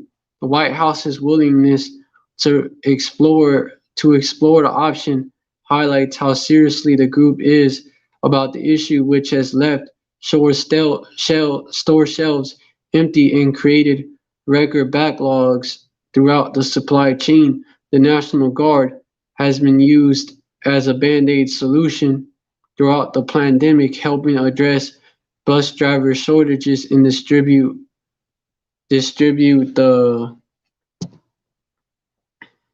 juice. Whether the White House chooses to use the National Guard to address the supply chain crisis, I could see them doing that, would likely depend on the success of Biden's plan. His plan includes extended hours for backlog ports in Southern California, as well as longer hours for major companies like Walmart, FedEx, and UPS. And hold on. All right. I want to say is that this all being done by design. Because the system was set up to fail, man. It was built to basically collapse on itself, man. When you look at it, this system, where people so-called have rights and shit it was set up to fail and shit. When you look at what's going on, basically, like, it's looking like they inept, like the situation, like people. Okay, what I'm trying to say. Shit, what the fuck? Okay. Salakia. Thought I closed this shit. I thought that I closed it, but I didn't. But anyways,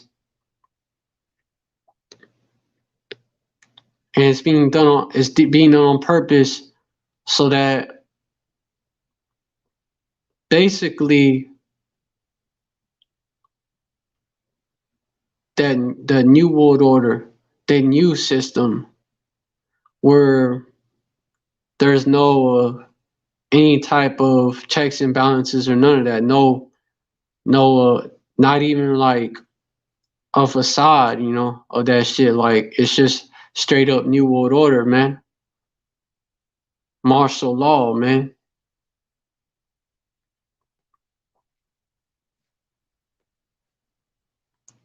Martial law.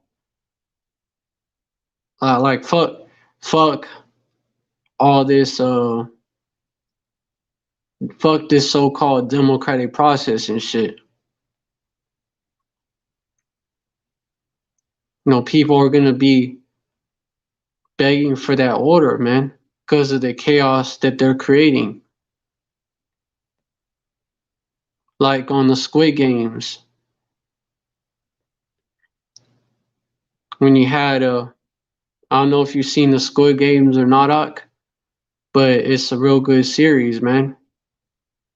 They basically show you how they play with the people's minds and shit. And in one of the episodes of the Squid Games, you had the people going at each other's throats because they cut back on the food on purpose so that people will fight with each other, man. That was one of the games. And then this dude was like, this old dude, player number one. You gotta watch it, man. He was like calling for order, basically. And then the martial law troops, represented by the people basically the pink suits, came in and started blasting the weapons and establishing order. And they showed you and they're what they're trying to do, man. That shit was predictive programming all the way.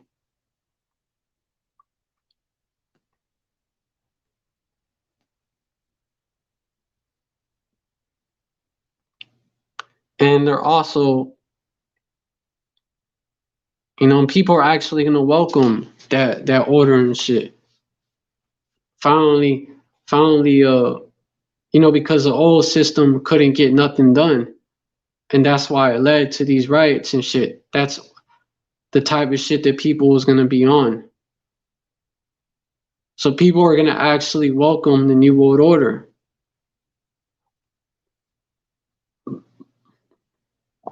And anyone that's against it, anyone that's against this New World Order is gonna be looked at as a traitor. They're representing the old system. I mean, they're gonna be looked at as enemies. And that's why that's how it's gonna be so let me get it. That's why we shall be hated. Ye shall be hated for my name's sake. Let me get that scripture. That's how this is gonna happen.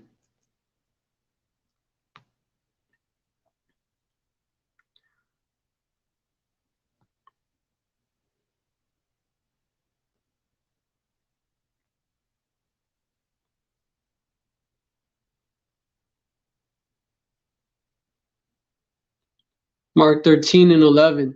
But when they shall lead you and deliver you up, take no thought beforehand what ye shall speak, neither do ye premeditate, but whatsoever shall be given you in that hour, that speak ye, for it is not ye that speak, but the Rakakadash.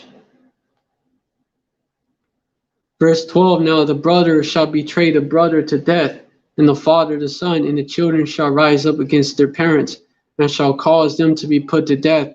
Verse 13, and ye shall be hated of all men for my name's sake, but he that shall endure unto the end, the same shall be saved. Verse 14, but when ye shall see the abomination of desolation spoken of by Daniel the prophet, standing where it ought not, let him that readeth understand, then let him that be in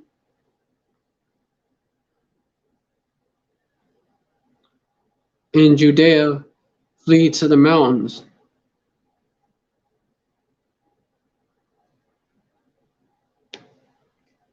We're gonna have to, because especially the elect, man, because they're gonna hate us, man. Khan, you seen it? Khan, they were showing you the games that they play, and they were hating. Hey, the players were hating on the people that were calling out these devils, man. They're like, shut the fuck up, man. You're fucking up our chances to get this money. The grand prize representing the New World Order. It's all there. So you could see the mindset these people are gonna be in. They're responsible for all the chaos, man. They're responsible for that. Hey, they trying to hold us back. That's gonna be the narrative. They trying to hold us back. That's already the narrative. But more people are gonna buy into it. But these fear mongers, man, these conspiracy theorists, these gloom and doom, these prophets of doom, man, enemies of progress, they trying to hold us back. That's how they're gonna look at us.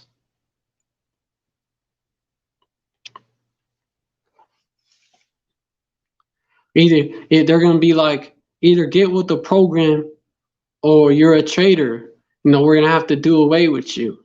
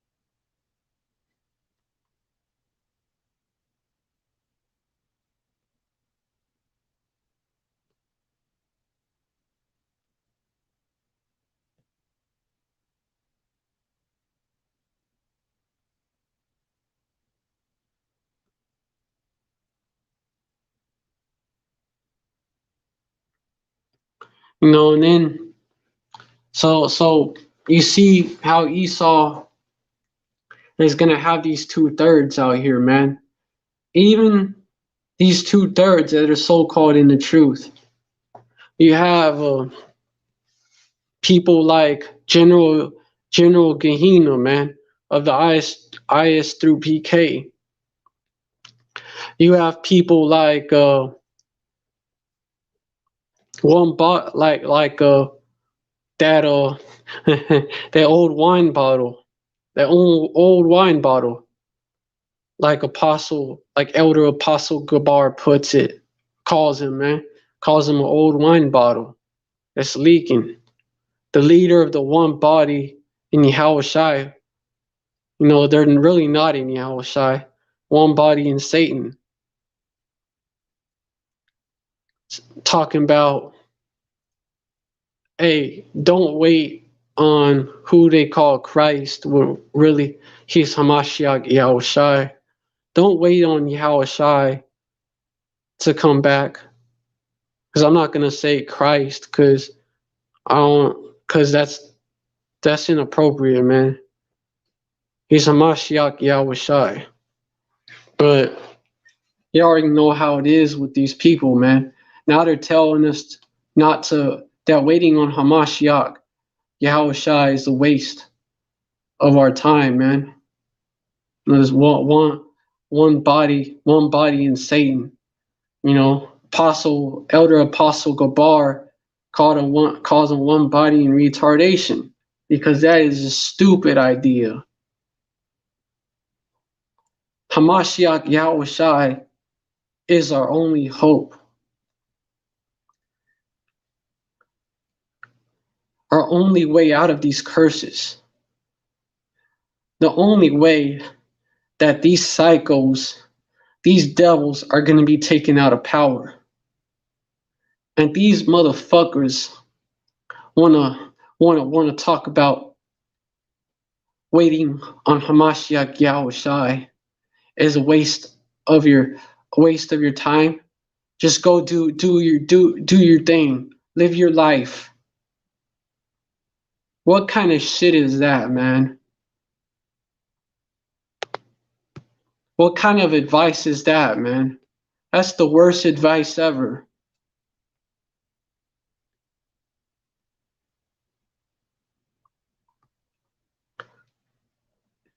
Telling us to put our hands to take our hands off the plow, man.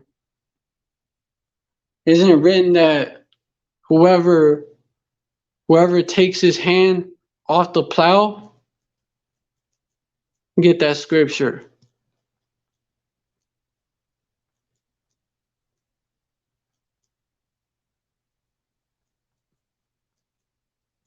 Basically looked at as a traitor because you are a traitor. Whoever takes his hand off the plow, let me get that scripture. They're basically telling you to do that. Get in that spirit. Luke 9:62. And they're basically telling you not to hasten the coming of Yahushai, which is going the fuck off, man. Like being comfortable in this place, man. This place is not your rest, man. Luke 9:62. And Yahushua said unto him, no man having put his hand to the plow and looking back is fit for the kingdom of power Yahweh.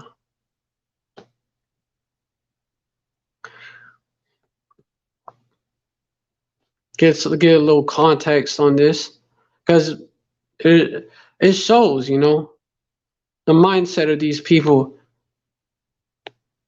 Just live your life. Just chill.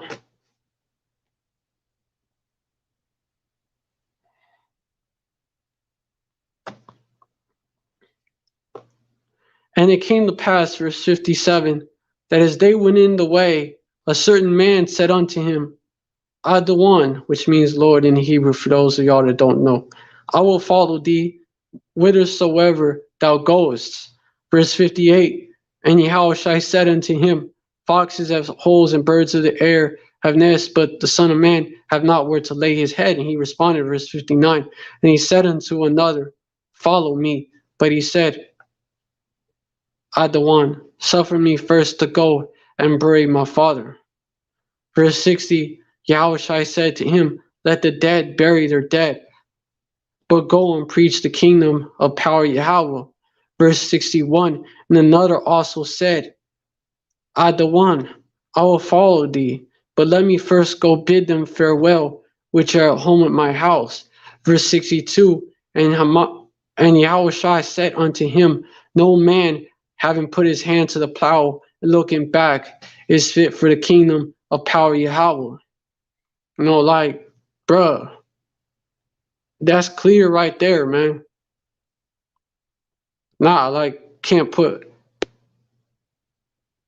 like, that's basically what these people are trying to say. And it sounds like what IS through BK, what General Gehenna of IS through BK said about quit basically discouraging us. Yo, they're them counselors back. They're counselors sent to discourage us. That's exactly what they would be doing nowadays. Sent to discourage us, sent to frustrate our purpose, man.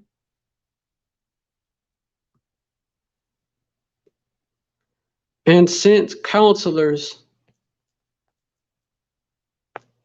That's some agent shit, bro. Sent counselors to frustrate their purpose. One way to do it is discouraging.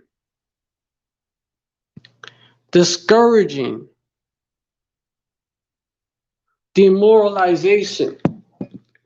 That's one way of discouraging someone from getting a job done, discouraging someone from their goals, telling them you're wasting your time. The fuck? Okay. I heard somebody outside my door and shit. Thin ass walls. Ezra 4 and 5, and hired counselors against them to frustrate their purpose all the days of Cyrus, king of Persia, even until the reign of Darius, king of Persia. That's exactly who these niggas are, man.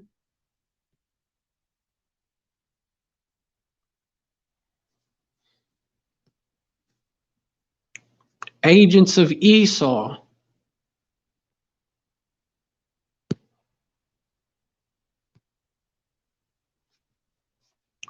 telling you give up, take the juice, different shit like that. Take the juice. He ain't coming. Basically, he ain't coming. He ain't coming anytime soon. Just do your thing, man. You're wasting your time.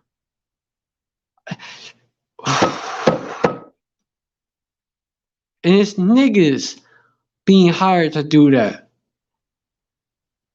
know they're Israelites.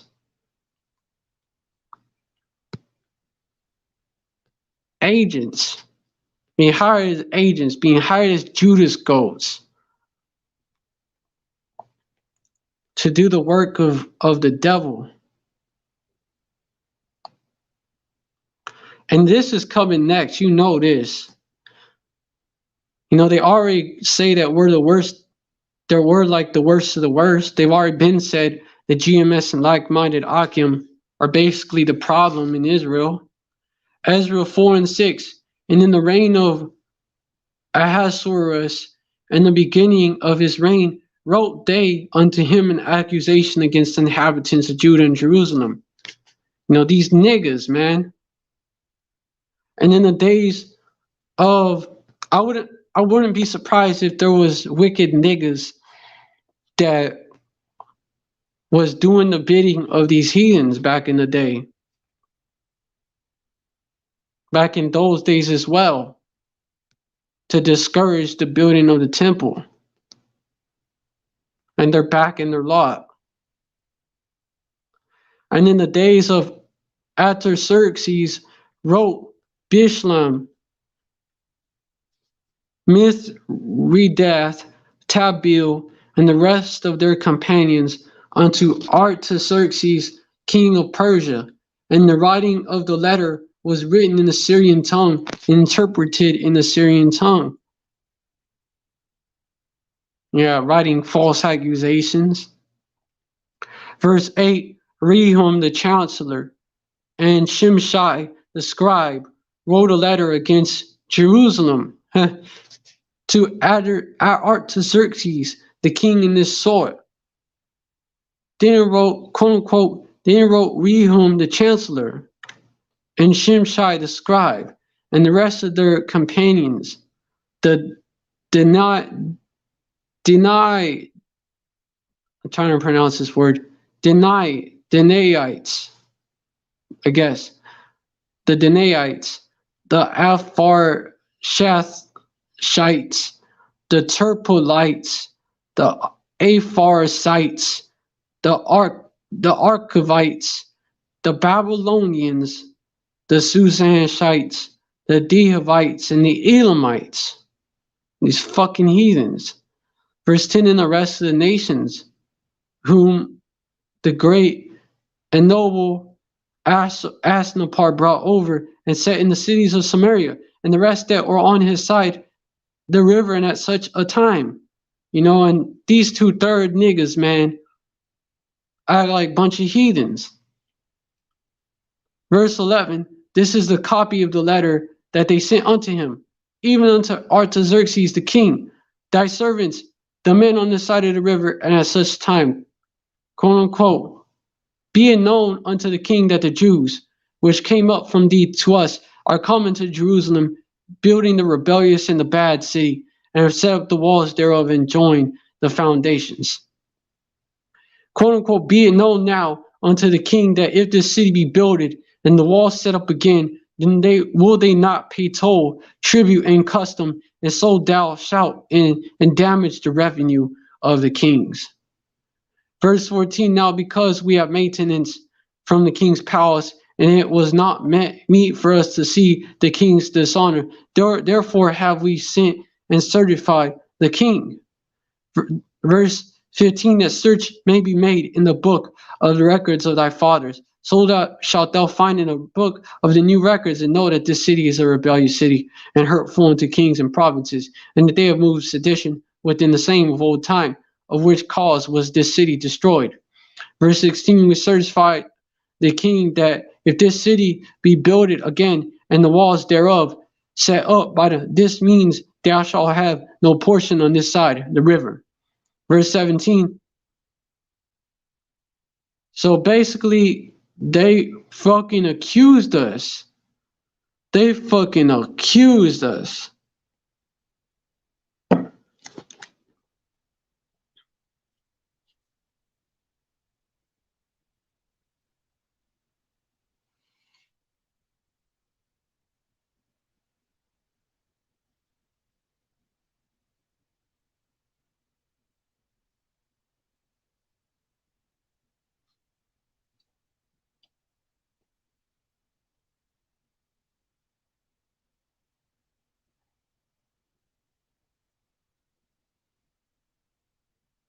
These are the type of accusations, and for a little while it worked, man.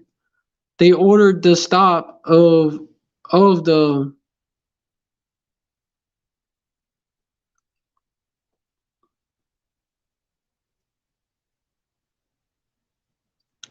temple and shit.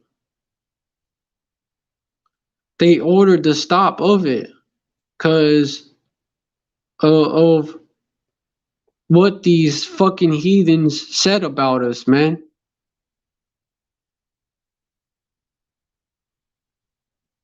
Then said the king in answer to Rehum the chancellor, and to Shimshai the scribe, and to the rest of their companions that dwell in Samaria, and unto the rest beyond the river, peace, and at such a time. Verse 18, the letter which he sent unto us had been plainly read before us. Verse 19, and I commanded, and search has been made, and it is found that this city of old time hath made insurrection against kings, and that rebellion and sedition had been made therein, because they lied on us. Verse 20, there have been mighty kings also of Jerusalem, which have ruled over all countries beyond the river, and total tribute and custom was paid unto them. Verse 21, give ye now commandment to cause these men to cease, that the city be not builded until another commandment shall be given from me.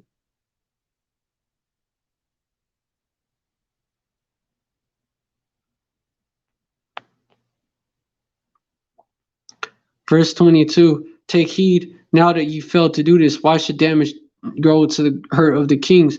So, yeah, verse 23, now when a copy of King Artaxerxes' letter was read before Rehum and Shimshai the scribe and their companions, they went up in haste to Jerusalem unto the Jews and made them to cease by force and power. Verse 24, then ceased the work of the house of power, Yahweh, which is at Jerusalem. So ceased until the second year of the reign of Darius, king of Persia. And they're hoping to accomplish the same shit here. They're hoping to stop the third temple from being built. These devils and these heathens and these 2/3 sellout niggas. That's what they're doing. These useful idiots, pendejos, useful. They are pendejos. Useful idiots for Esau, Edom, and the heathen, thinking that Esau is not gonna leave them high and dry whenever he don't need them no more. And they're not gonna get jumped by, and that they're not gonna get jumped by their congregation for what they did, because they are gonna get jumped.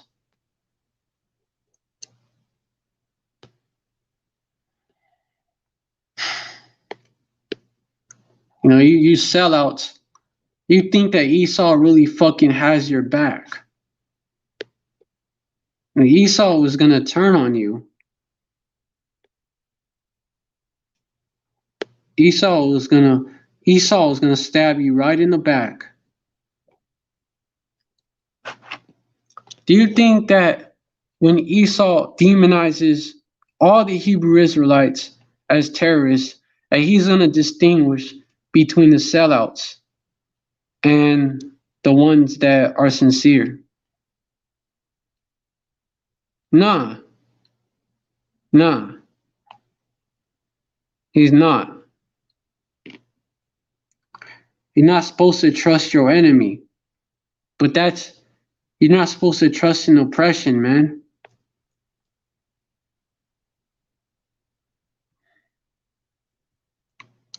Ecclesiastes, all right, Ecclesiastes 12:10. Never trust thine enemy, for like his iron rusteth, so is his wickedness. You're not supposed to trust this man. He's not trustworthy. When did selling out ever pay off? But they're not gonna fucking listen. But they're not gonna listen unless the only people that are gonna listen among these sellouts is maybe last minute members of the elect, like Paul type members of the elect that have a change of heart at the end.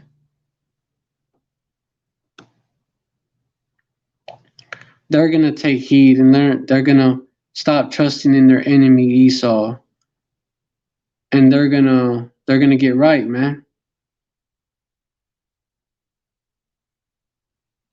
Yeah, I'm not feeling too good. That's why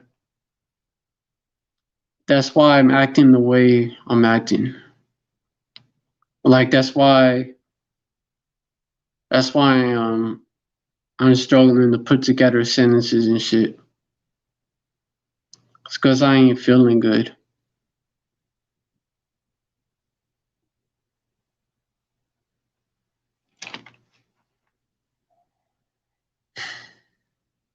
I address that because these these sellouts, man, and they really think that they're gonna be all right, man. Now Esau, he's gonna throw them to the wolves, man. He's gonna throw them to the wolves after they're done betraying everybody, and they think they're gonna get off and sail into the sunset. Esau is gonna throw them to the wolves.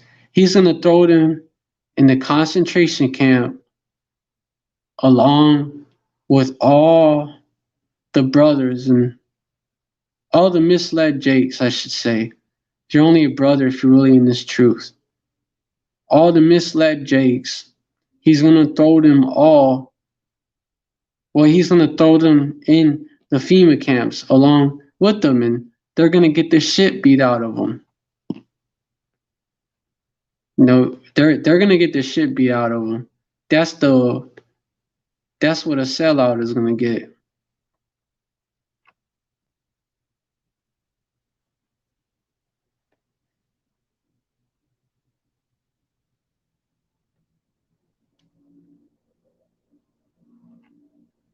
Farmers stuck with a glut of worthless avocados.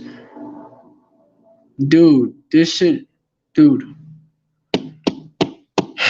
people can't see it. People can't see it. But, dude,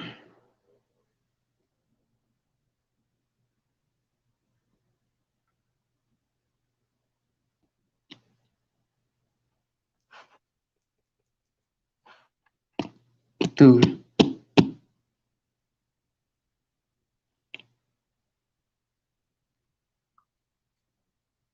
this, hey, we're in those times, man. I just seen that article. It's gonna be an all-out famine.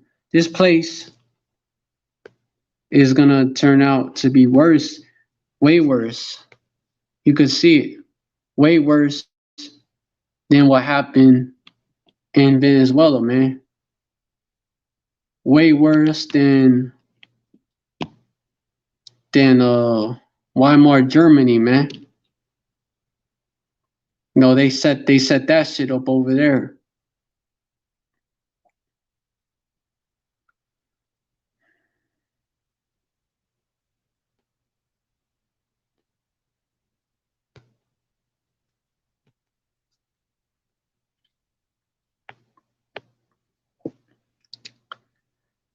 these sellouts think that, their Esau is going to keep them safe.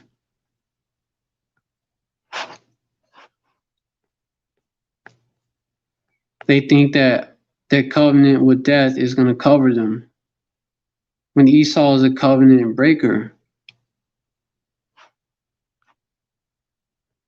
He hath broken his covenant.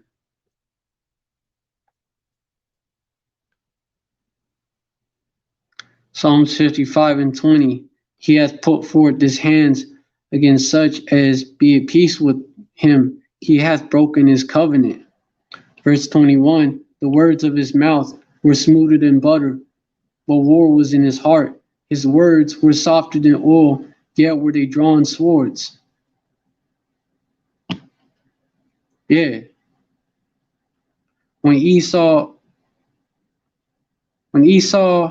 came to these sellouts to get them to sell out, the words of his mouth were smoother than butter, but war was in his heart, man. You sellouts are just being used to bring in. You're being used like Judas, man.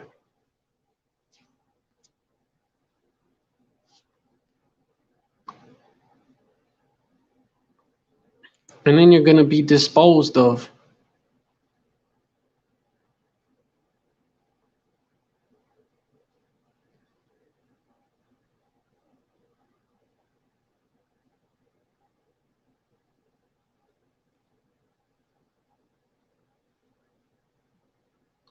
You should have, verse 22, you should have cast your burden.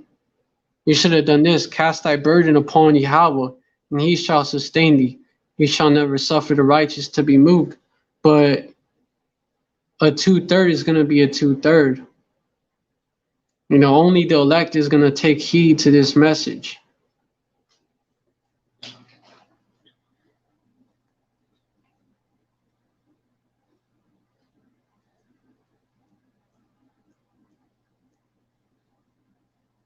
The rest of, you 2/3, you niggas that ain't right, that know about the truth, that made a covenant with death, y'all through, man. Isaiah 28:15, because he has said, let me start from verse 14.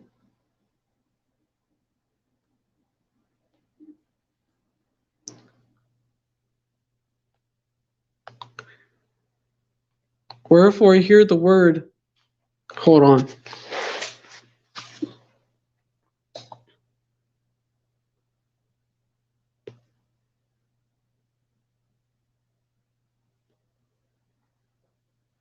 Hey.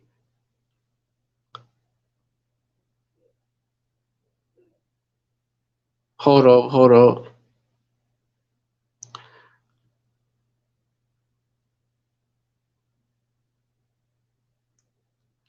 In the day shall Yahweh host, because this is heavy, be for a crown of glory, verse 5, and for a diadem of beauty unto the residue of his people, verse 6, and for a spirit of judgment to him that sitteth in judgment, and for strength to him that turned the battle to the gate, to them that turn the battle to the gate, verse 7, but they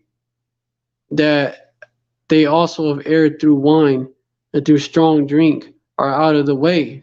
Babylonian wine, they've chugged it down. The priest and the prophet have erred through strong drink, and they are swallowed up of wine. They are out of the way through strong drink. They err in vision. They stumble in judgment. Verse 8, for all tables are full of vomit and filthiness, so that there is no place clean. What one body, not in Yahushai, one body outside of Yahushai, one body in Satan said, that's straight up vomit, man. That's filth. That's confusion. That's garbage. That's the worst advice. Verse 9, whom shall he teach knowledge? Whom shall be he be made to under shall be made he make Slakia. Let me get Slakia. And whom shall he make to understand doctrine? Them that are weaned from the milk and drawn from the breasts. Verse 10, for precept must be upon precept, precept upon precept, line upon line upon line, here a little and there a little. Verse 11, for with stammering lips. Salakia, I will, my condition is kicking in.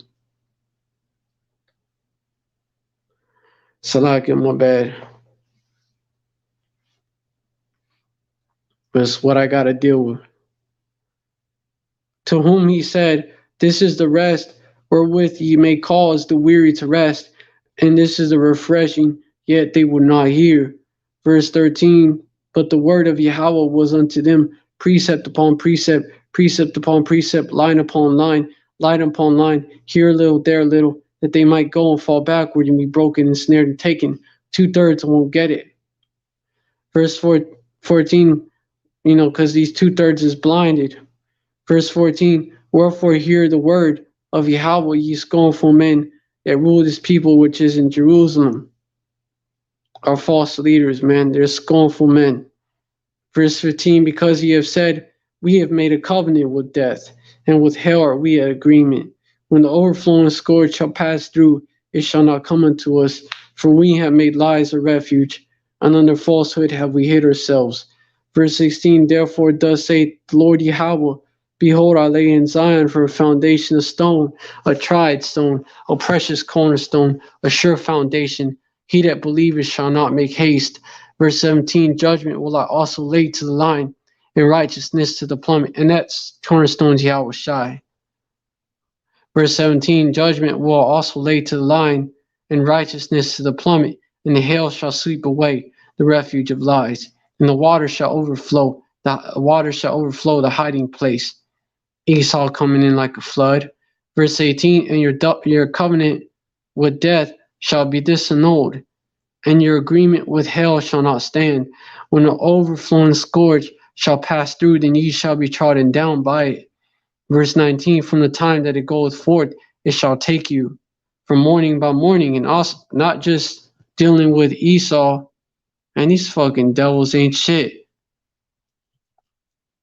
All of a sudden, my screen blacked out, man. What the fuck?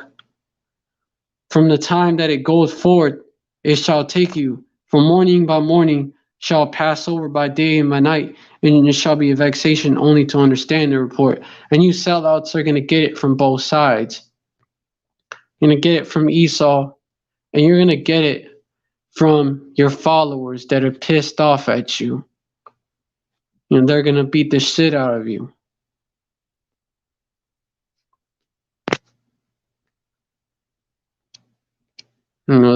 You're going to pay for that shit, man.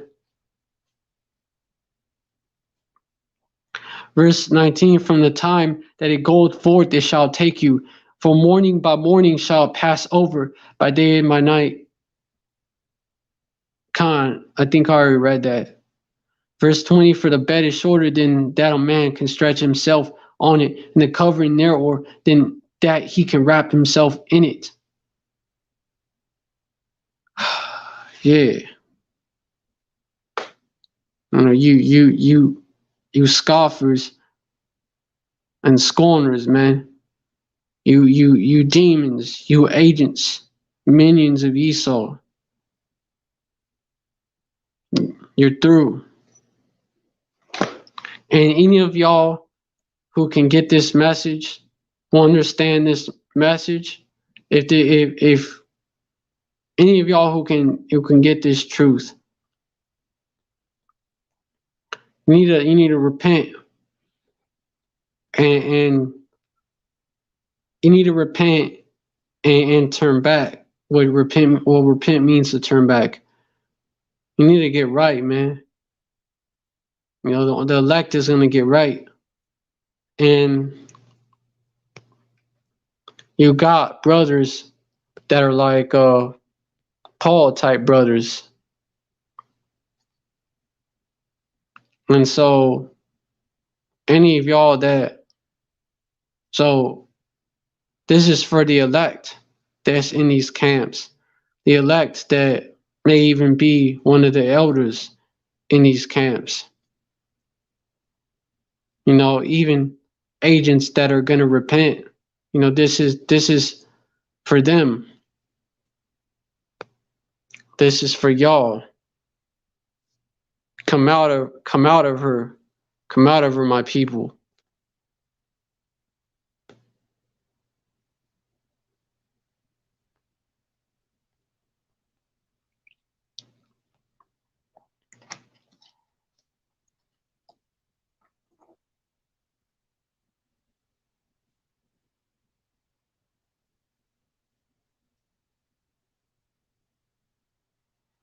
Verse 22, verse 21, for Yahweh shall rise up as Mount Perazim. He shall be wrath as in the valley of Gibeon, that he may do his work, his strange act, and bring to pass his act, his strange act. Verse 22, now therefore be not mockers, yet lest your bands be made strong. For I have heard from the Lord Yahweh of hosts a consumption, even determined upon the whole earth. Verse 23, therefore, verse 23, Salakia, give ye ear and hear my voice, hearken and hear my speech. Yeah,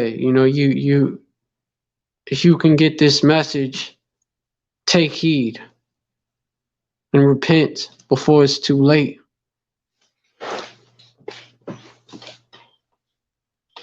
Because the doors of mercy are about to shut, man.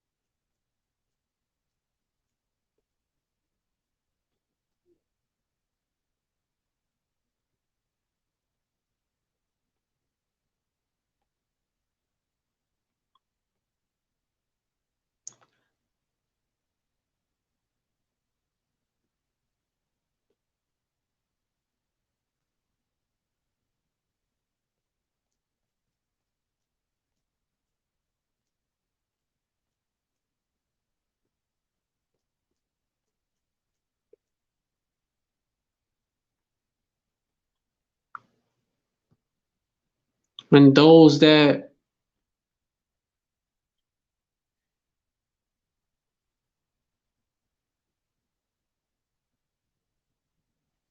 and those that are a part of that number, the elect,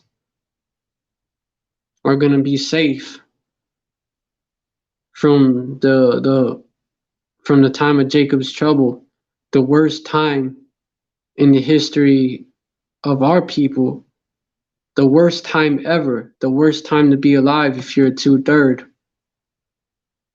if you're not of the elect. It's the worst time to be alive.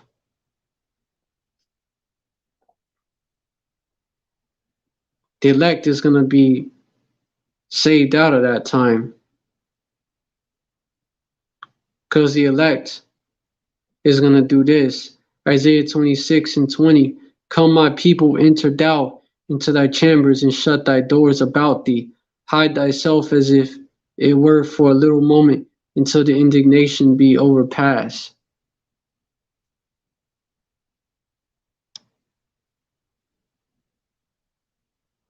Verse 21, for behold, Yahweh cometh out of his place to punish the inhabitants of the earth for their iniquity. The earth also shall disclose her blood and cover no more her slain.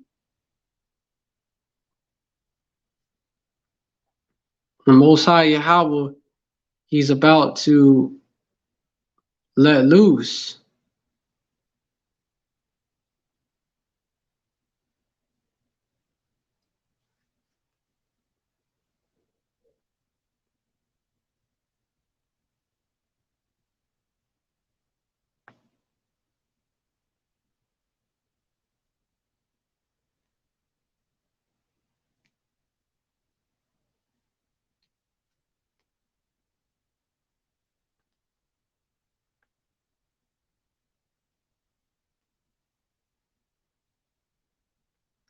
All right, so before I wrap it up, cause I'm almost done. I got something else to bring out. I was trying to bring out, but Esau kept interrupting me about basically the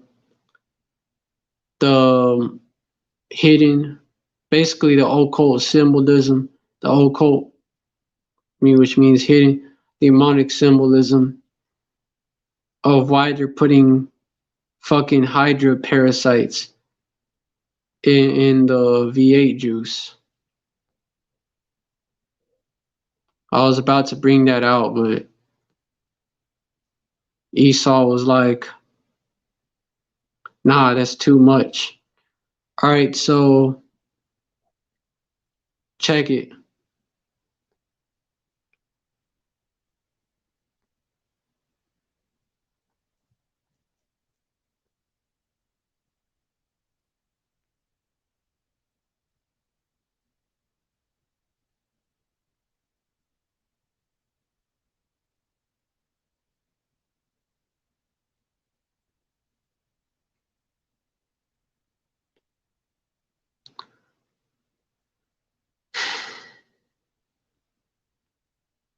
Hold on.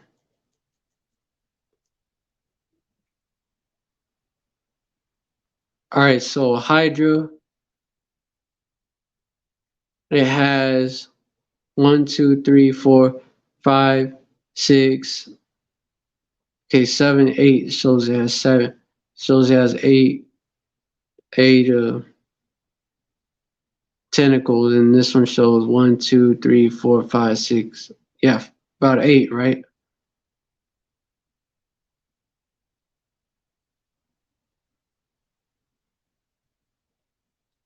And then this shows, hold on. So it has like, this one shows 7. 1, 2, 3, 4, 5, 6. Hold on. Yeah. 1, 2, 3, 4, 5, 6, 7. Now, something interesting about that.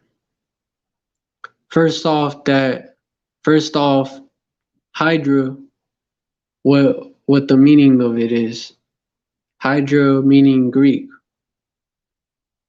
a many-headed serpent or monster in Greek mythology that was slain by Hercules, and each of which was cut off was replaced by two others, two not capitalized, a multifarious evil not to be overcome by a single effort. Interesting. Then you get Hydra etymology. Name of the many. Okay, it basically means a water snake. Feminine, so like a feminine version of Hydros, water snake, from Hydro, water, where it comes from. The word is etymologically related to Sanskrit udra, quote unquote, aquatic animal, and Old English otter, see otter, used figuratively for any multiplicity of evils. Johnson, the fabulous beast's heads were said to grow back double when cut off. As a constellation, see Hydrus, usually identified as the monster Heracles or Hercules slew from mid-15th century. By the way, he was a Jake. When you look into it, as the genus name of a freshwater polyp. Fuck is that shit? A small clump of cells that form on a.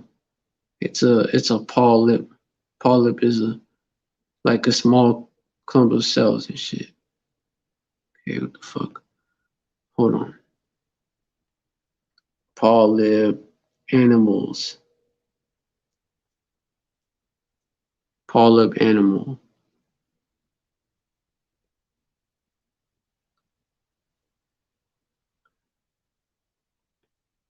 Basically, it's like a sea animal that's like got tentacles and shit, like a coral sea anemone, shit like that. Sort of polyp is.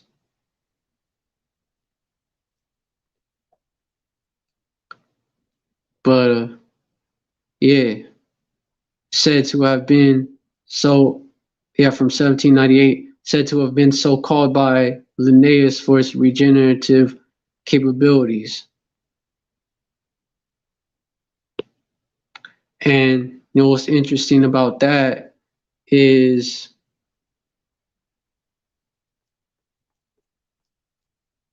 and evils were multiplied in the earth. It's a scripture going into that. 1 Maccabees 1 and 9. And after his death, they all put crowns upon themselves. So did their sons after them. Many years and evils were multiplied in the earth. So it's interesting that he would pick that. And also something else. There's another aspect to this shit.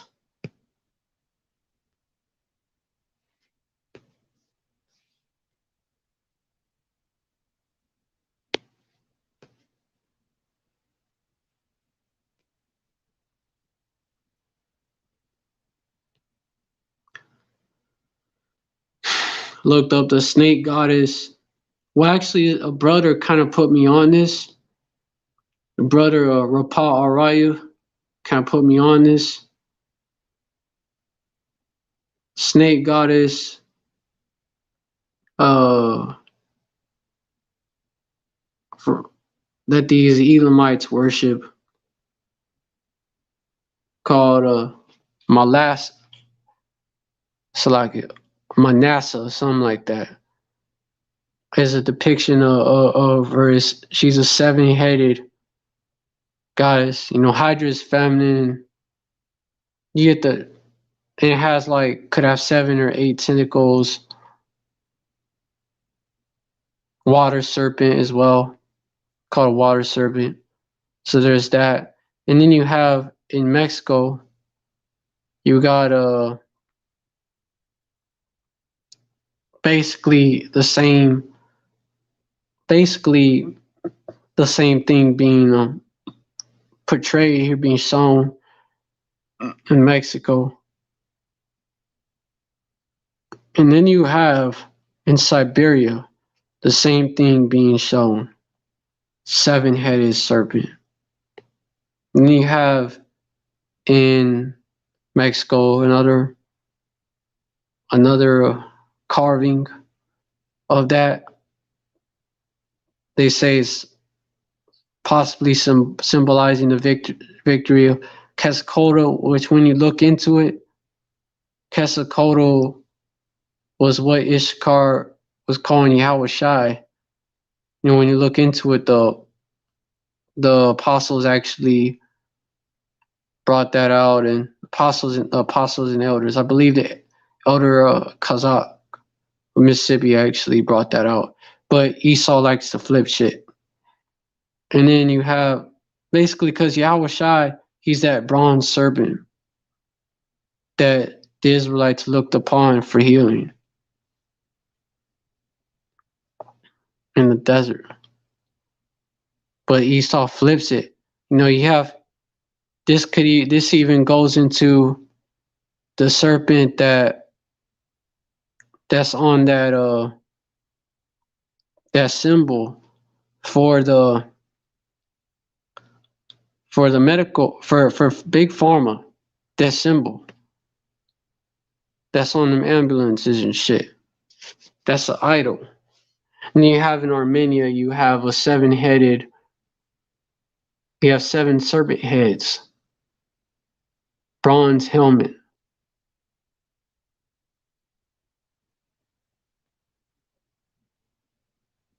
Esau took that and flipped it, and he's Salakia, and these heathens, of course, as well.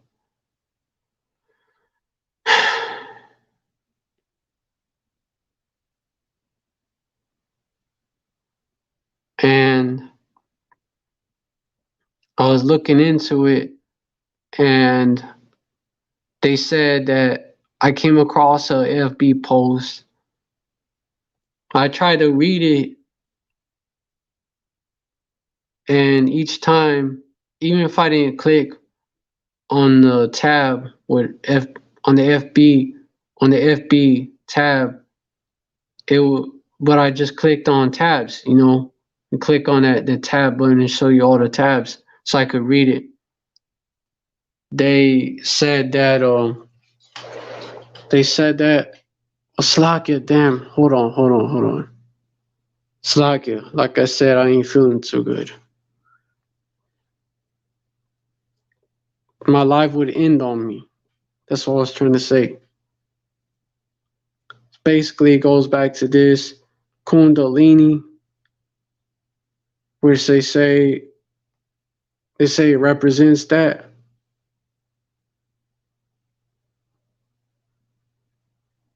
Kundalini snake, yeah, there you go. And if you look at it, it looks like, it looks like that symbol. But Esau God on the ambulance is that idol. Medusa, you seen it out? Khan. It's Medusa as well. Khan. Same shit.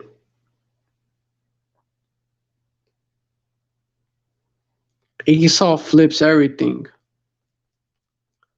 Medusa.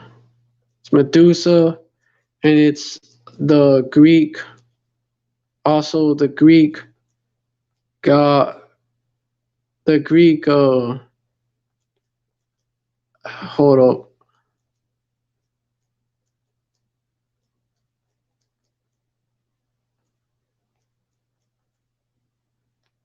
Greek god of medicine. That idol, that demon. Which when you look into the story,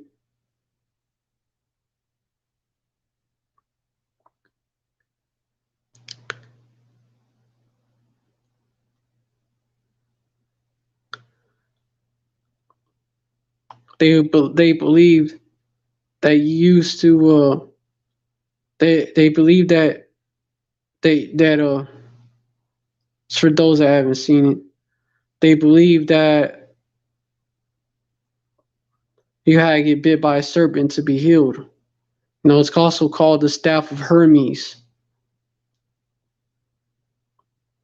These devils, man, they work with these demons.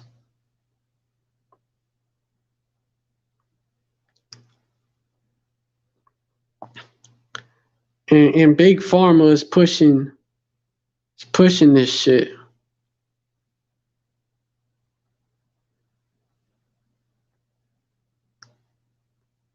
So links right up. But there's another aspect of it.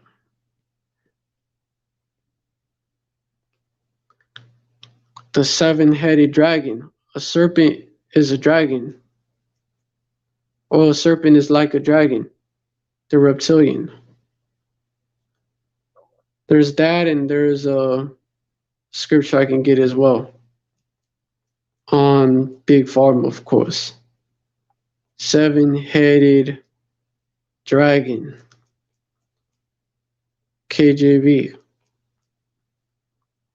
Esau wants you to trust in the beast. Revelation 13:1. And I stood upon the sand of the sea, and I saw a beast rise up out of the sea, having 7 heads and 10 horns, and upon his horns 10 crowns, and upon his heads the name of blasphemy.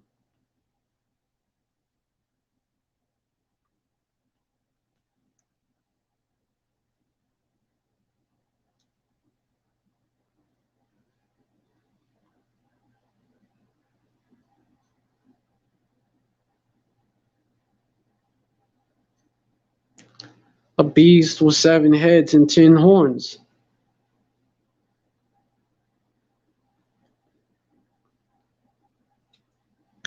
And the beast which I saw was like unto a leopard, and his feet were as the feet of a bear, and his mouth as the mouth of a lion.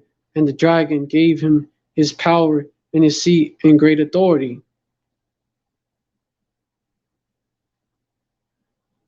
And that beast was Rome, and it came back. It came back. And this is how, and this beast deceives through miracles, different types. Verse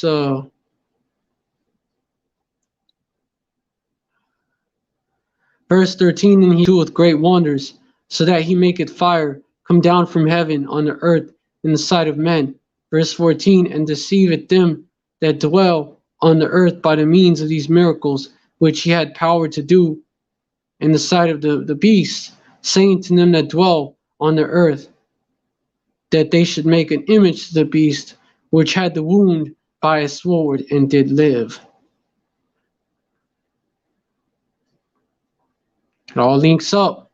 Verse 15, and he had power to give life unto the image of the beast, that the image of the beast should both speak and cause that as many as would not worship the image of the beast should be killed. Cause, prepare, prepare in many ways, including people's minds. Verse 16, and he calls it all, it goes in, you know the rest of the story.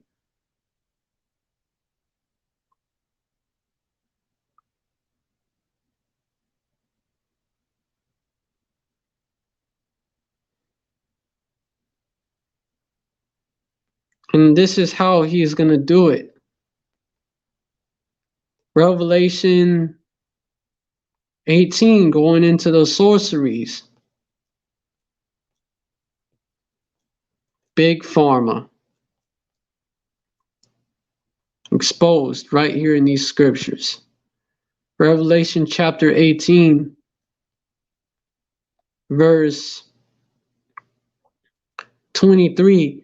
And the light of a candle shall shine no more at all in thee, and the voice of the bridegroom and of the bride shall be heard no more at all in thee. For thy merchants were the great men of the earth, for by all sorceries, for by thy sorcery, Slakia, were all nations deceived. And this is speaking of Babylon, that great whore, right? Medusa, Kundalini, all that shit of female goddess, a demon that basically what's a demon that basically takes the form of a female. That great whore, right? Revelation 17. So it's all there, man. That great whore. Revelation 17, KJV.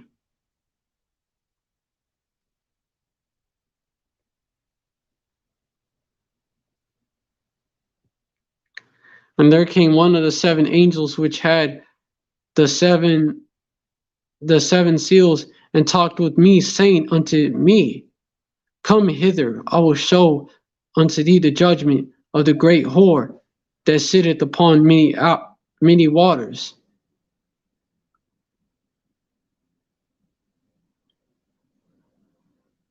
Verse 2, with whom the kings of the earth have committed fornication, and the inhabitants of the earth have been made drunk with the wine of her fornication. Hey, Medusa represents, this beast represents his beast. These devils, they consult these different idols, man. They consult these different demons.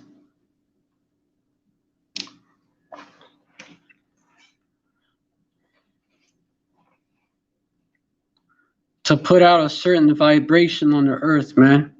That's why they do it. Verse 3, so he carried me away in the spirit into the wilderness, and I saw a woman sit upon a scarlet colored beast, full of names of blasphemy, having 7 heads and 10 horns. Verse 4, and the woman was arrayed in purple and scarlet color, and decked with gold and precious stones and pearls, having a golden cup in her hand, full of abominations and filthiness of her fornication.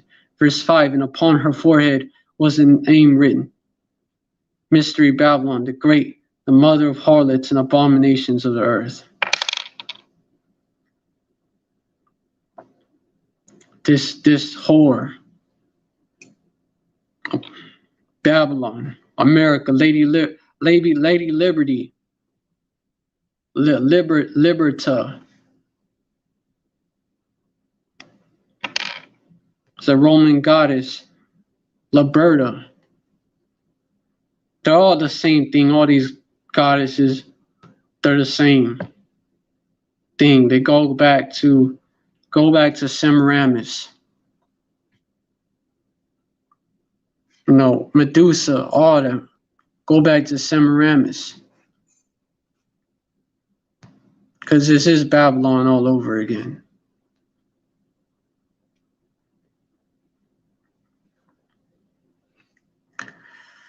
Verse 7, and the angel said unto me, wherefore didst thou marvel? I will tell thee the mystery of the woman and of the beast that carrieth her, which hath the 7 heads and 10 horns.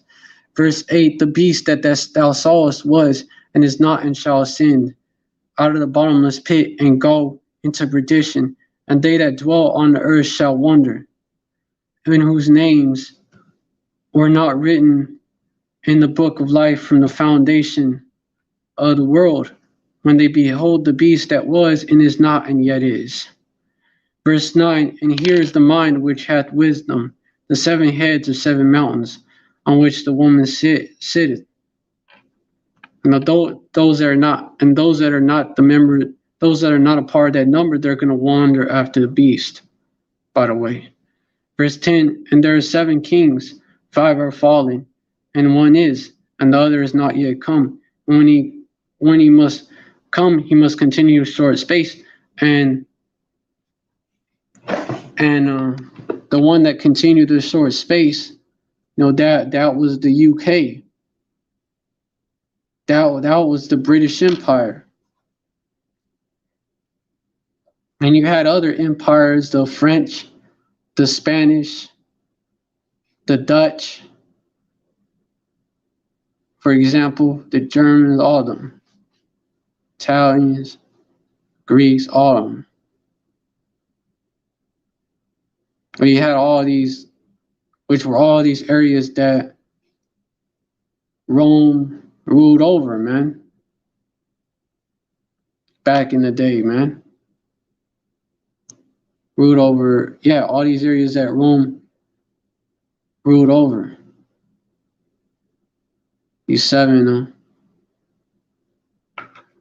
heads.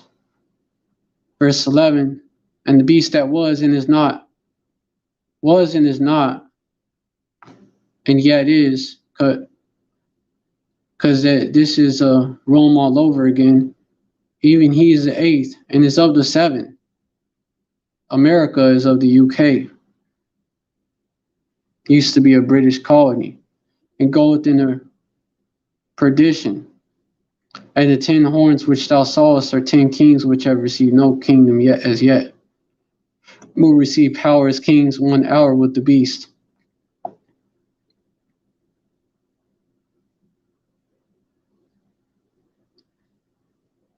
These 7 heads of Medusa, of this Medusa type system, and 10 horns, which is NATO, the EU and NATO, EU/NATO countries.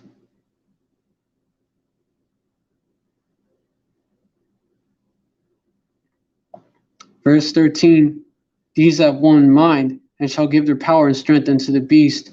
Verse 14, these shall make war with the Lamb, and the Lamb shall overcome them, for he is Lord of lords and King of kings, and that they that are which with them, Salakia, are called and chosen and faithful. Verse 15, and he saith unto me, the waters where the horse sitteth are peoples and multitudes and nations and tongues. And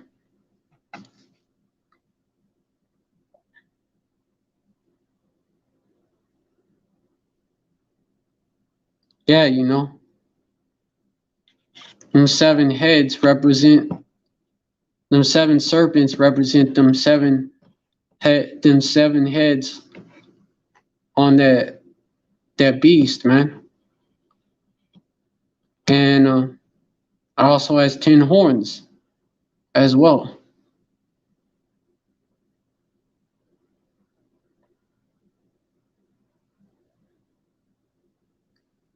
And what I know about the story of Medusa is that Medusa would use those snake hairs that she had. Like, she had snakes for her hair, right? She would use them to attack people and shit. Let me look it up to see if I could get anything else, because there's a reason why these devils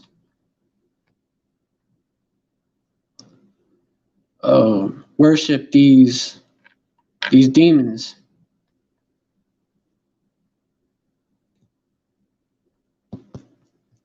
Medusa, Greek mythology. Let me get that. In Greek mythology, Medusa, also called Gorgo, was one of the three monstrous gorgons, generally described as winged human females. Winged human females. Interesting. Like a dragon has wings. With living venomous snakes in place of hair. Those who gazed in her eyes would turn to stone.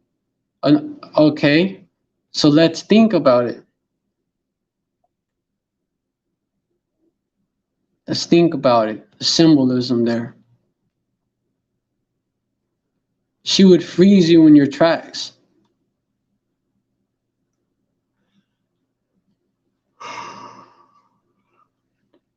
Mesmerize you. Hypnotize you.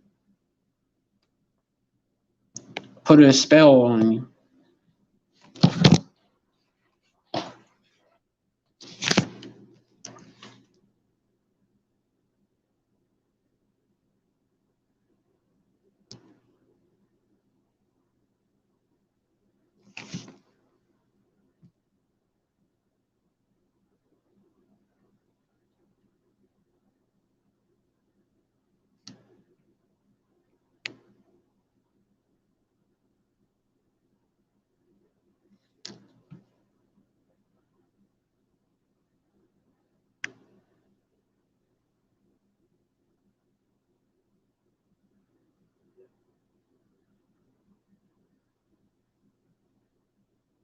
Okay. They say the reason why, how the myth goes, the reason why she got snakes for hair and shit like that and turns dudes to stones if they look into her eyes is because she got raped. She got her shit taken by Poseidon in the goddess Athena's temple.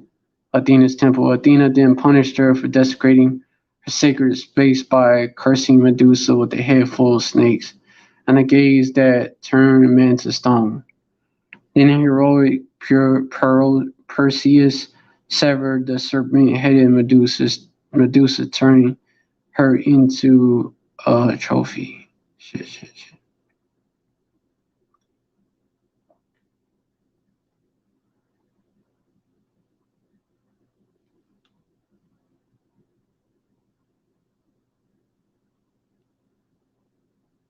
Medusa symbolize. I'm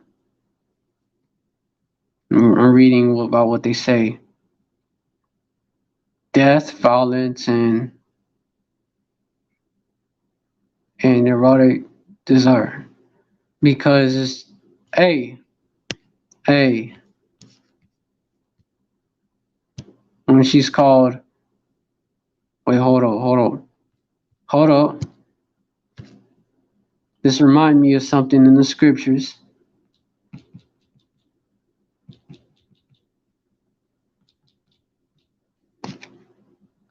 You know, these devils are cursed. Didn't they desecrate the temple back in the time of Antiochus? Well, they've been cursed since they sold their birthright. Shit, they've been cursed since Cain.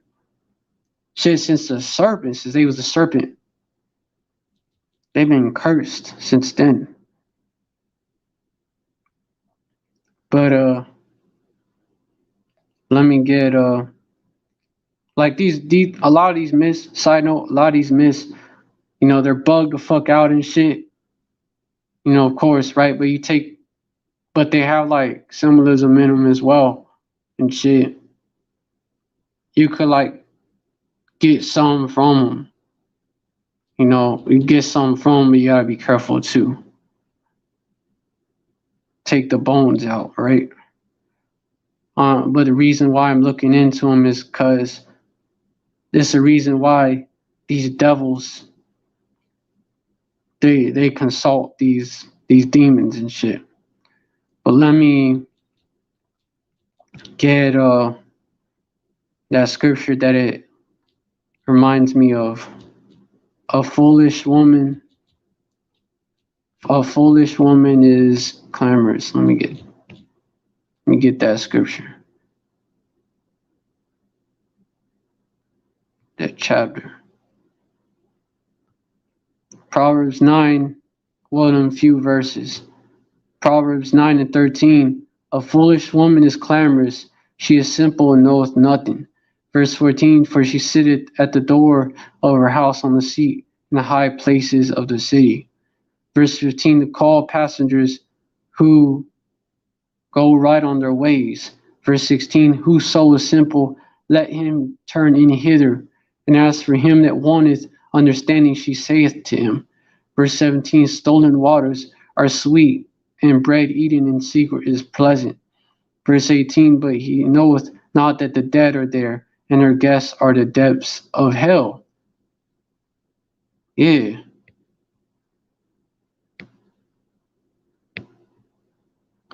That represents Babylon right there, man.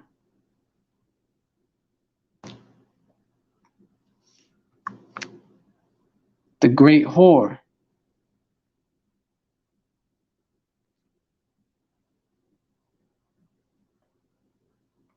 Her guests are the depths of hell, 2/3.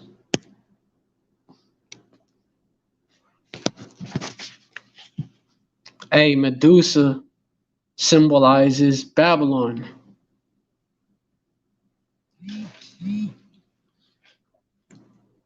And this this revived Roman system, that's what it symbolizes. That's why these devils do that. That's why they consult these demons. Those specific demons. And also shows you through pharmakia, through sorcery. Through sorcery is how she deceives the nations. Like how Babylon deceives the nations. Through sorcery. She put a spell on them through her sorceries. That's what I'm trying to say.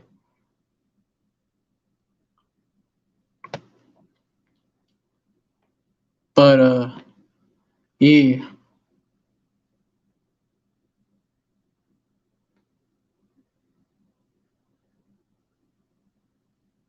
About to wrap it up.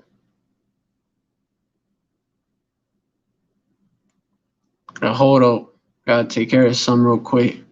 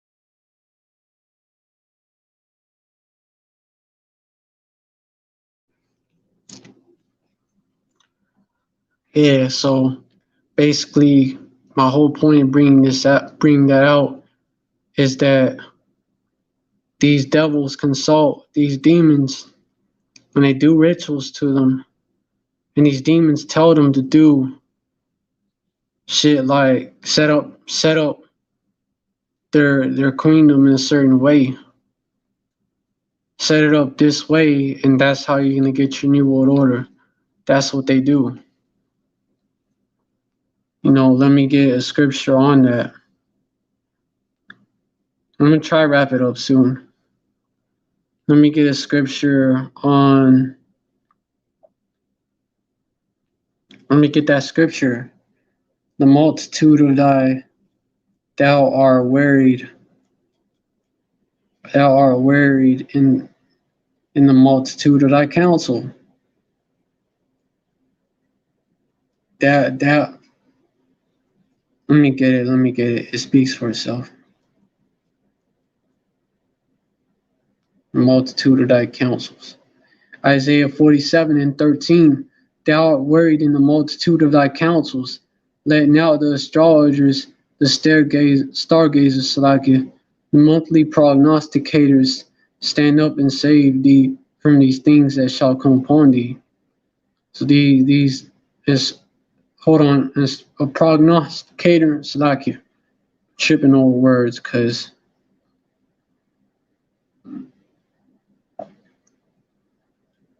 I'm tripping over words because of them coffee jitters and shit, but they're starting to ease up. And plus, shit, I already have anxiety, so I have anxiety disorder, so that shit makes it worse. But I had to take it because the hangover was a bitch. It was gonna get worse.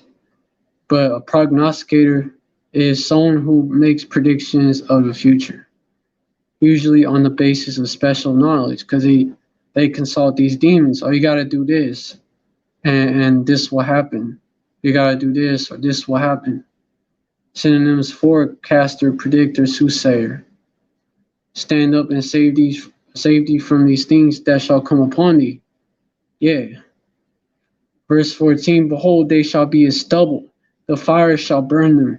They shall not deliver themselves from the power of the flame. There shall not be a coal to warm at, nor fire to sit before it.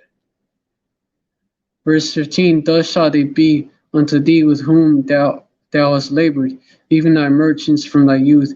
They shall wander every one to his quarter, none shall save thee. Hey, this place is through. And these devils, they can consult these demons. They can consult these demons all day and shit. All fucking day. But it ain't gonna fucking stop what's coming. Verse 11, therefore shall evil come upon thee. Hey, verse 10, for thou hast trusted in thy wickedness, thou hast said, none seeth me. Thy wisdom and thy knowledge, he has perverted thee. And thou hast said in thine heart, I am, and none else beside me. Verse 11, therefore shall evil come upon thee. Thou shalt not know from whence it riseth, and mischief shall fall upon thee. Thou shalt not be able to put it off, and desolation shall come upon thee suddenly, which thou shalt not know. Verse 12, stand out with thine enchantments, and with the multitude of thy sorceries, wherein thou hast labored from thy youth. If so be thou shalt be able to profit. If so be, Slakia, if so be, thou mayest prevail. If so be. But it's a taunt, because it ain't gonna prevail. These devils, they gonna fail, because the deceived and the deceiver are his. Yahweh Shem Yahushai got him in the trick bag, man. Job 12:16 with him is strength and wisdom. The deceived and the deceiver are his. Verse 17, he leadeth counselors away spoiled, and maketh the judges fools. Verse 18, he looseth the bond of kings and girdeth their loins with a girdle. Verse 19, he leadeth princes away spoiled and overthroweth the mighty. So basically, he decides who's going to rule the earth, man. The Most High Yahweh ruleth in the kingdom of earth. The kingdom of men, damn it. Verse 20, he removeth away the speech of the trusty and taketh away the understanding of the aged.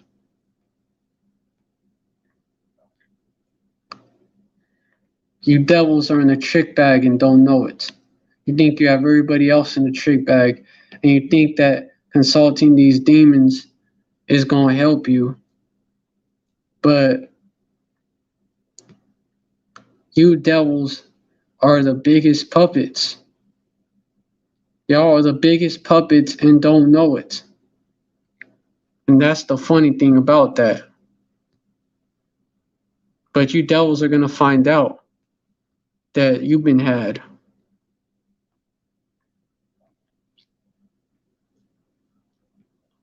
That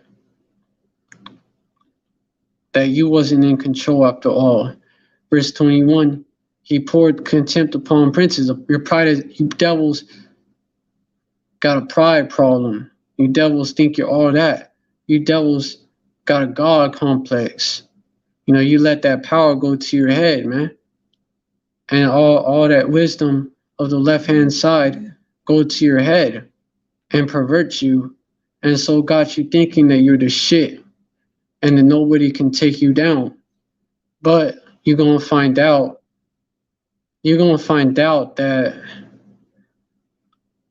you was way the hell off, man. Like, you're gonna find that out. You're gonna find out who really raises up kings and takes them down. Verse 21, he poured contempt upon princes. Who really rules in the kingdom of men, man? You're gonna find out it's not y'all. Y'all gonna find out it's not y'all. Verse 21, he poured contempt upon princes and weakeneth the strength of the mighty. Yep. Verse 22, he discovered deep things out of darkness like this and bringeth out to light the shadow of death. Yeah, you devils is being exposed. It's all the work of the Most High Yahweh. He is exposing you, using his men and using your own people, blowing the whistle on you. Y'all's tongue is falling upon yourselves because y'all got shot with that arrow. Verse 23, he increaseth the nations and destroyed them. He enlargeth the nations and straighteneth them again. And you fucking devils ain't no different.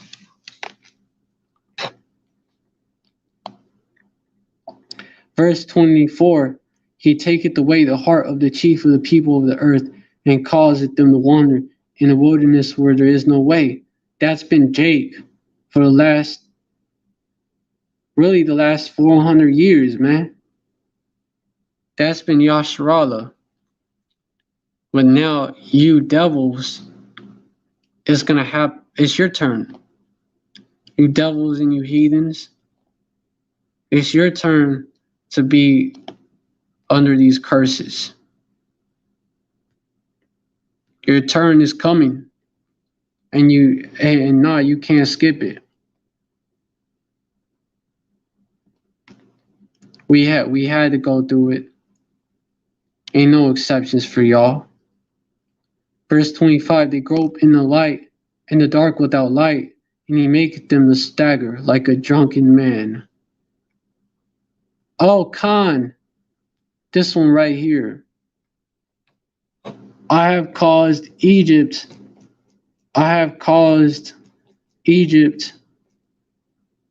to err in all their ways. See, I was thinking I was going to wrap it up earlier. That's just the spirit, man. The spirit is like the wind.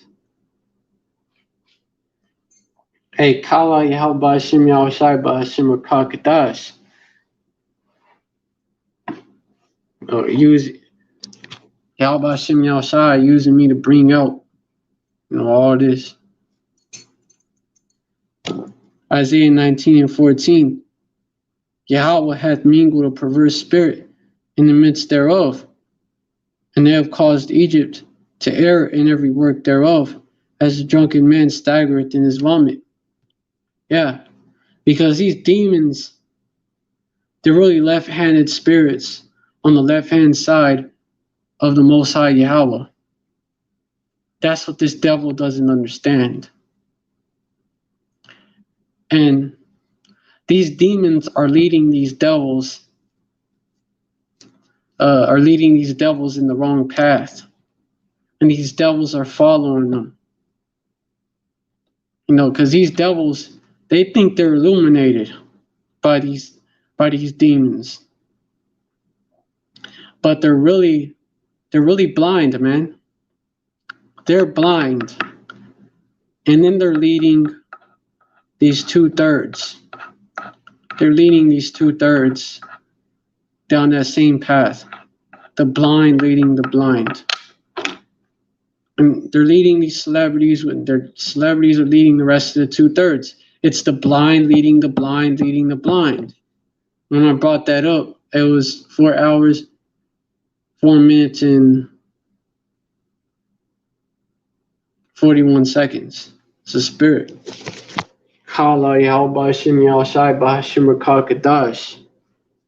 Confirmation.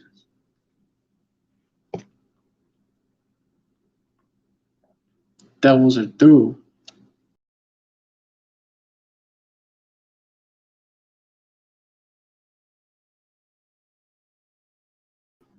And the heathens too, man. You're not gonna take the place of Esau, man. The heathens already had your time to rule. Moab, trying to be next in line for the throne. Nah, that's Yasharallah. That's Yasharallah's spot. Because these Moabites, these so-called Chinese, that shit buffered. Esau don't like that. These so-called Chinese, they're collaborating with Esau in these conspiracies because they think that they're going to be next. They think that they could take Esau out by doing that. If you can't beat him, join him, right? Not going to work.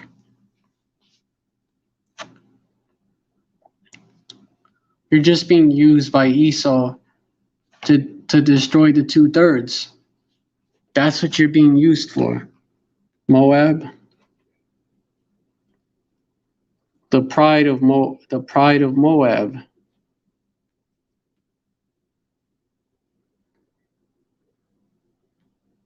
Y'all are proud next to Esau. Y'all are the next proud. Y'all are the next proud country, man. Y'all's pride is on a whole other level.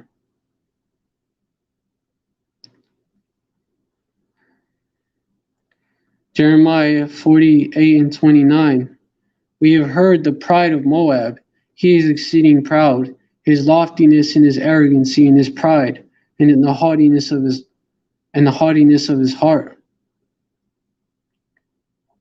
Verse 30, I know his wrath, saith Yahweh. Why do the heathen rage, right? And the people imagine a vain thing. But it shall not be so. His lies shall not so affect it.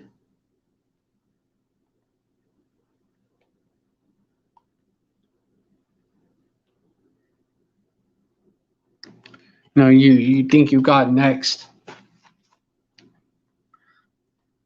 Moab gonna be next in 2030 is what y'all think. That's why y'all cooperating with Agenda 2030. Nah. Y'all in the trick bag as well.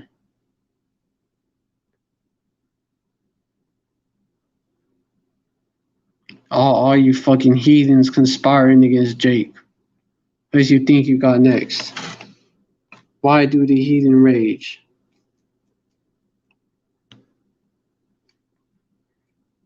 Psalms 2 and 1. Why do the heathen rage and the people imagine a vain thing? Verse 2. The kings of the earth set themselves, and the rulers take counsel against Yahweh and against his anointed, saying, Verse 3. Let us break their bands asunder and cast away their cords from us. They conspire against us. They murmur against us. Gnash their teeth. Plot. But this is what's going to happen to all that. Verse 4. He that sitteth in the heavens shall laugh. The Most High Yahweh shall have them in derision. Verse 5. Then he shall speak to them in his wrath, and vex them in his sore displeasure. Now you heathens, plotting with Esau.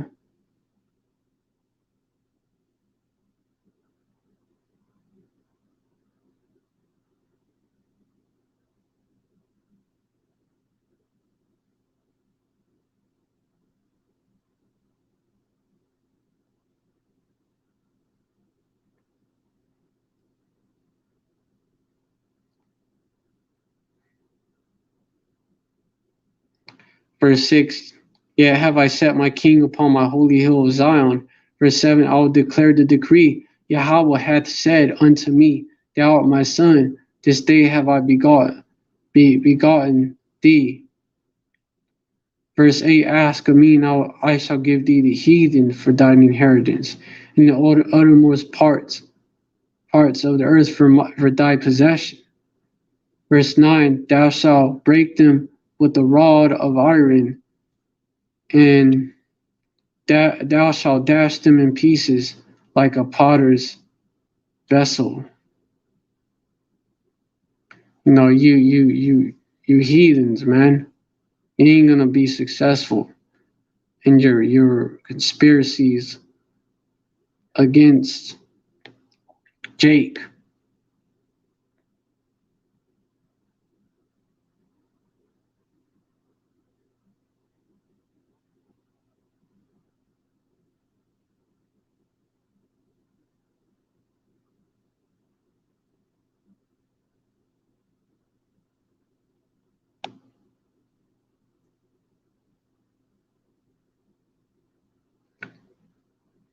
Verse 31, therefore will I howl for Moab, and I will cry out for all Moab. Mine heart shall mourn for the men of Kir Heres.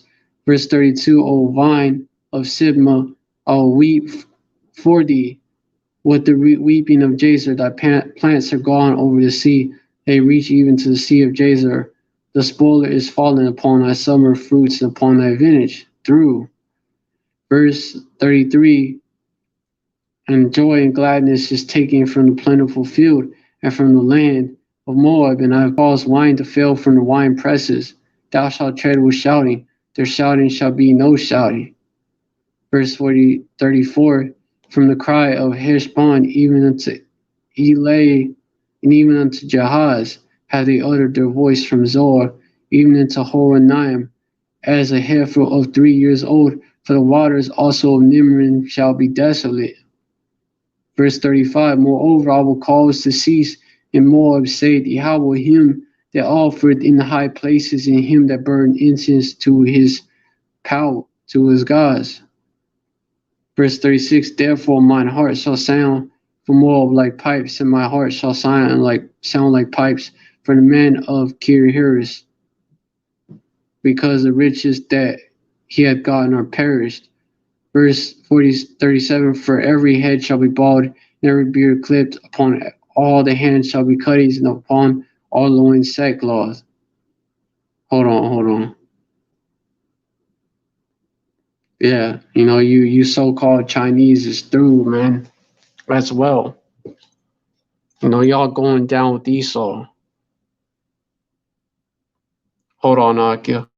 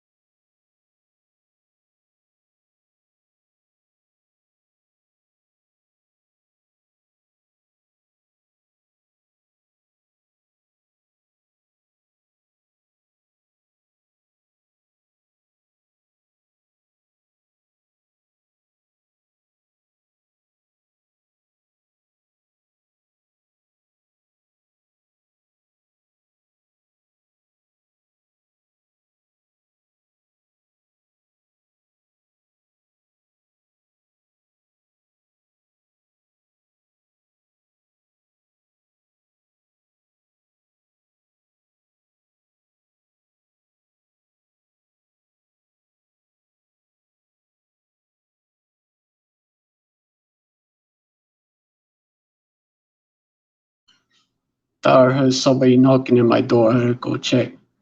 But yeah, the conspiracies of these devils and these heathens, they're gonna fucking fail, man.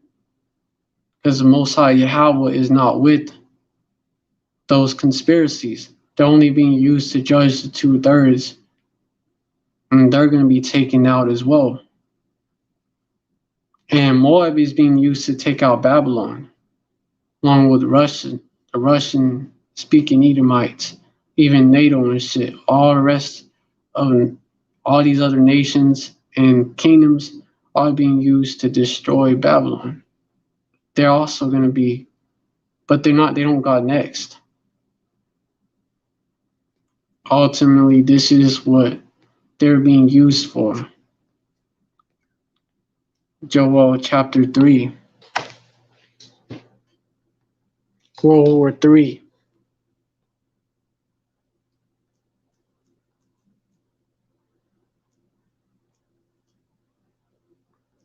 Y'all ain't got next.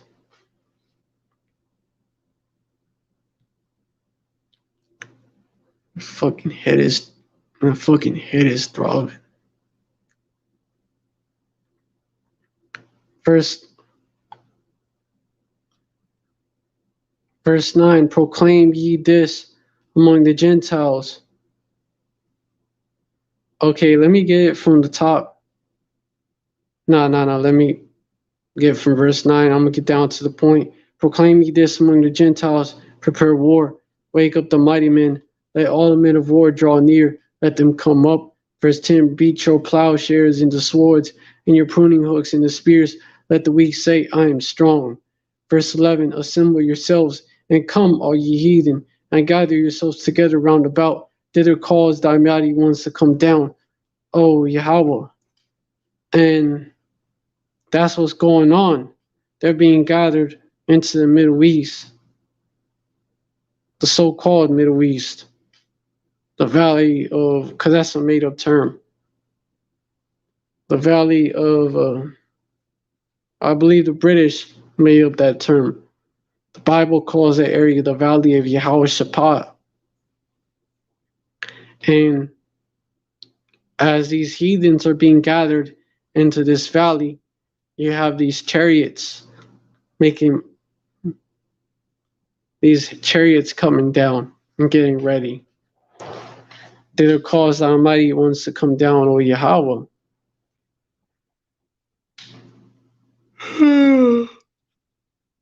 Because these chariots are about to these chariots are going to be putting in work as well, man. The Most High Yahweh is going to intervene in that war. It's going to cause it to intervene in it. These heathens divided and conquered us. Now they're about to be divided and conquered. Verse 12, let the heathen be wakened and come up to the valley of Yehoshaphat, for there will I sit to judge all the heathen round about. Verse 13, put ye in the sickle, for the harvest is ripe. Come, get you down, for the press is full. The fats overflow, for the wickedness is great. Verse 14, multitudes in the valley of decision, for the day of the Most High Yahweh is near in the valley of decision. Verse 15, the sun and moon shall be darkened, and the stars shall withdraw their signing. That's twofold, talking about them nukes. Them nukes and nuclear winter is going to cause, but also it's going to obstruct the sun and the moon and all that shit, and the stars. Also symbolic, the moon, all that, especially the moon. I know the moon represent wisdom. Because we're not going to have access to his word in that day, but we're not going to, or the people are not.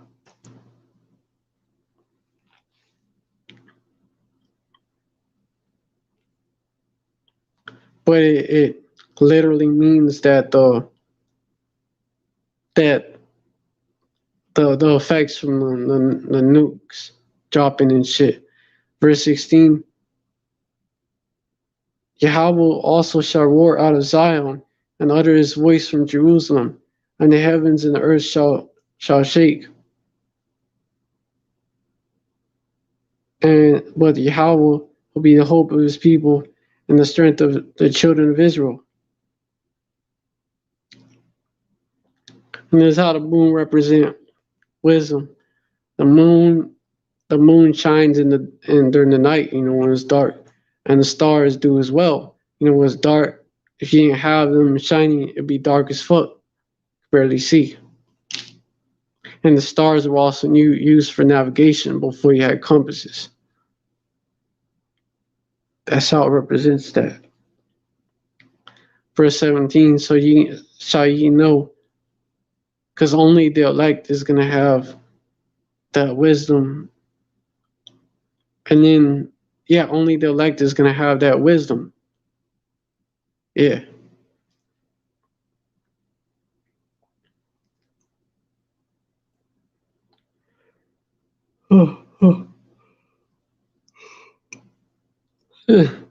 Shit.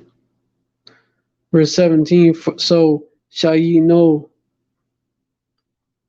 that I am Yahweh, your power dwelling in Zion, my holy mountain. Then shall Jerusalem be holy, and there shall no strangers pass through her anymore. Our land's going to be cleansed, and also the people of Jerusalem will come back. They ain't going to be right. See, no one's going to have to teach our people the law, statutes, and commandments, who they are, all that. They're going to know. It's going to be natural. So they're not going to be able to go off.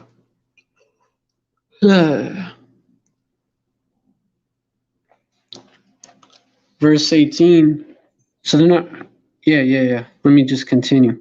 Verse 18. And it shall come to pass in that day that the mountains shall drop down new wine, and the hills shall flow with milk, and all the rivers of Judah shall flow with waters, and the fountain shall come down, shall come forth out of the house of the Most High Yahweh, and shall water the valley of Shittim. Verse 19. Egypt shall be a desolation, and Edom shall be a desolate wilderness. Speaking of this place, Babylon, modern day Egypt, spiritual Sodom and Egypt, ruled by Edomites, for the violence against the children of Judah, because they have shed innocent blood in their land. Verse 20, but Judah shall dwell forever, and Jerusalem for generation to generation. Verse 21, for I will cleanse their blood that I have not cleansed, for Yahweh dwelleth in Zion. And also how you know that the sun and the moon represents wisdom is it's in Revelation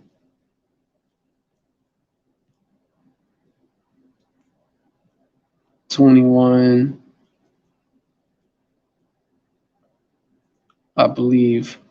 Hold on. Let me check.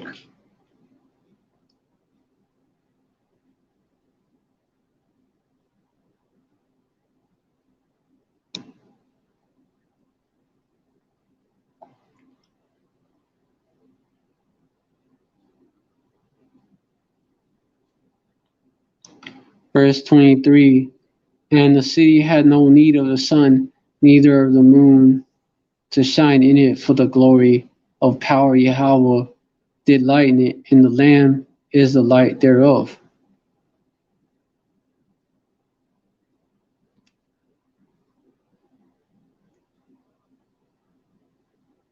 No, which that's symbolic, man. Because it also says, verse 1, I saw a new heaven and a new earth, for the first heaven and the first earth were passed away, and there was no more sea. Symbolic, man. Because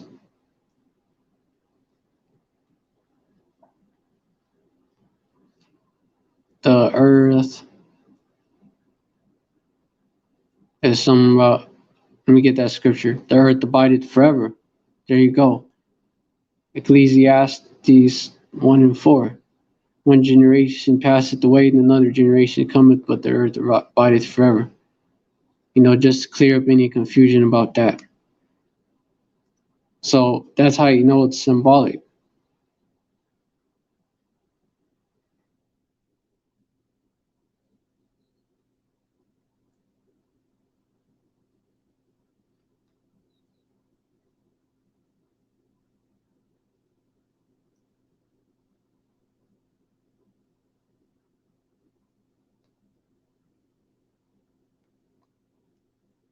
All right, so I think that's where I'm gonna wrap it up. All right, so shit. Hey, Hawk, you still up?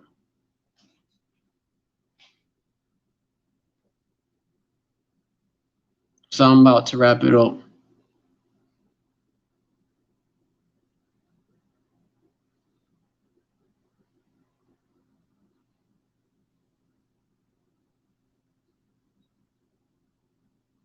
Con. All right.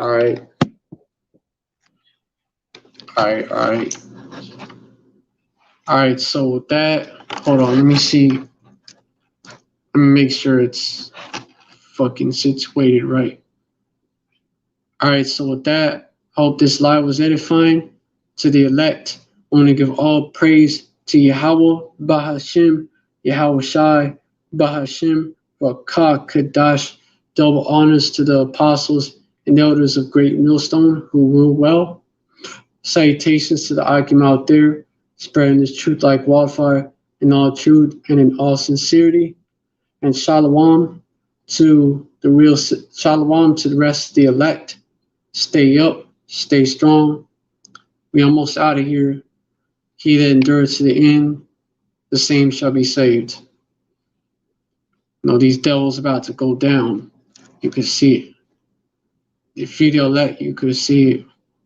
Or you'll wake up to the fact at the last minute.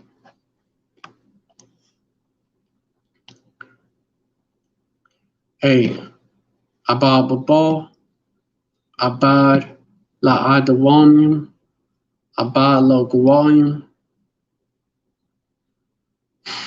Abad La 2/3 of Yasharala.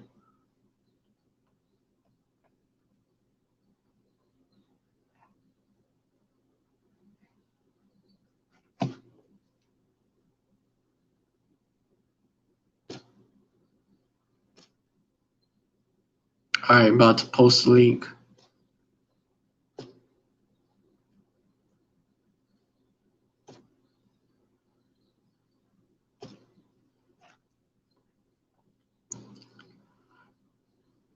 Alright, you can click on the link.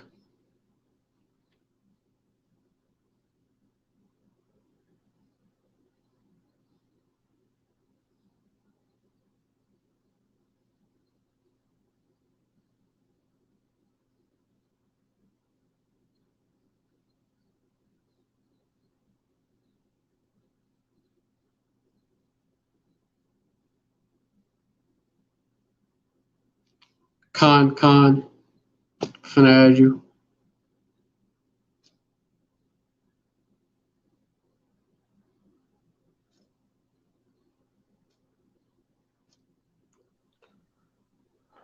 Okay, Con, I see you on here now. Shalom, stay strong. Yashrala forever. Yashrala, hey, Shalom, stay strong. Abba Babal. About to wrap it up. Shalom, stay strong. Abba Babal. And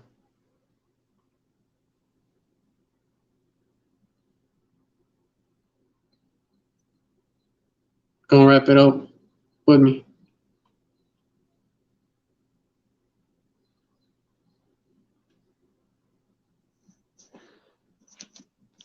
Con.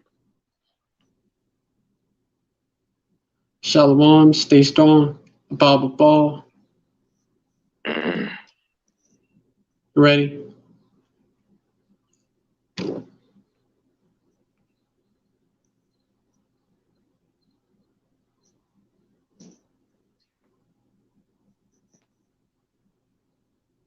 Damn, my shit's acting up. For what's it doing? It's the screen is freezing. I'm trying to see if I can get it. If I can pull it up on my other phone easier. God.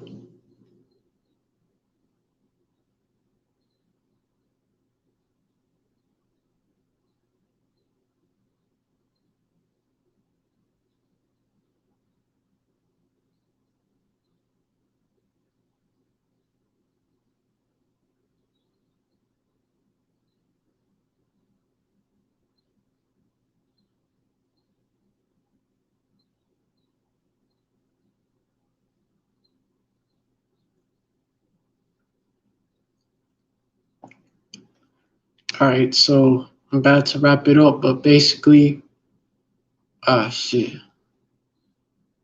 There's two of you, Rock. What I'm gonna do is this. I'm gonna remove the duplicate and then do this instead. Con. All right, so Right. check it as I got a viewer. So basically, the live is about. I went into these scoffers and what these devils talking about, while trying to justify their bullshit, like holding themselves not guilty and all that. That's how it started, and then went into these prophecies popping off. In 2/3, not giving a fuck, and went into why Esau put in hydras, like the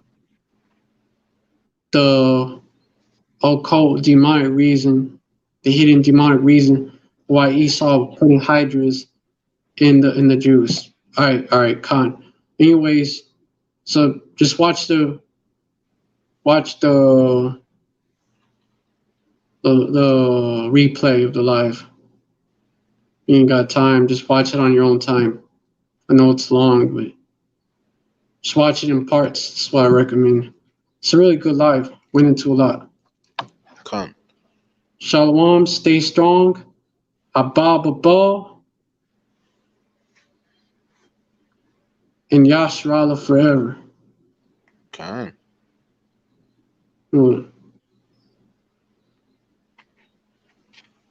Yashrala forever. Yashallah forever. Khan.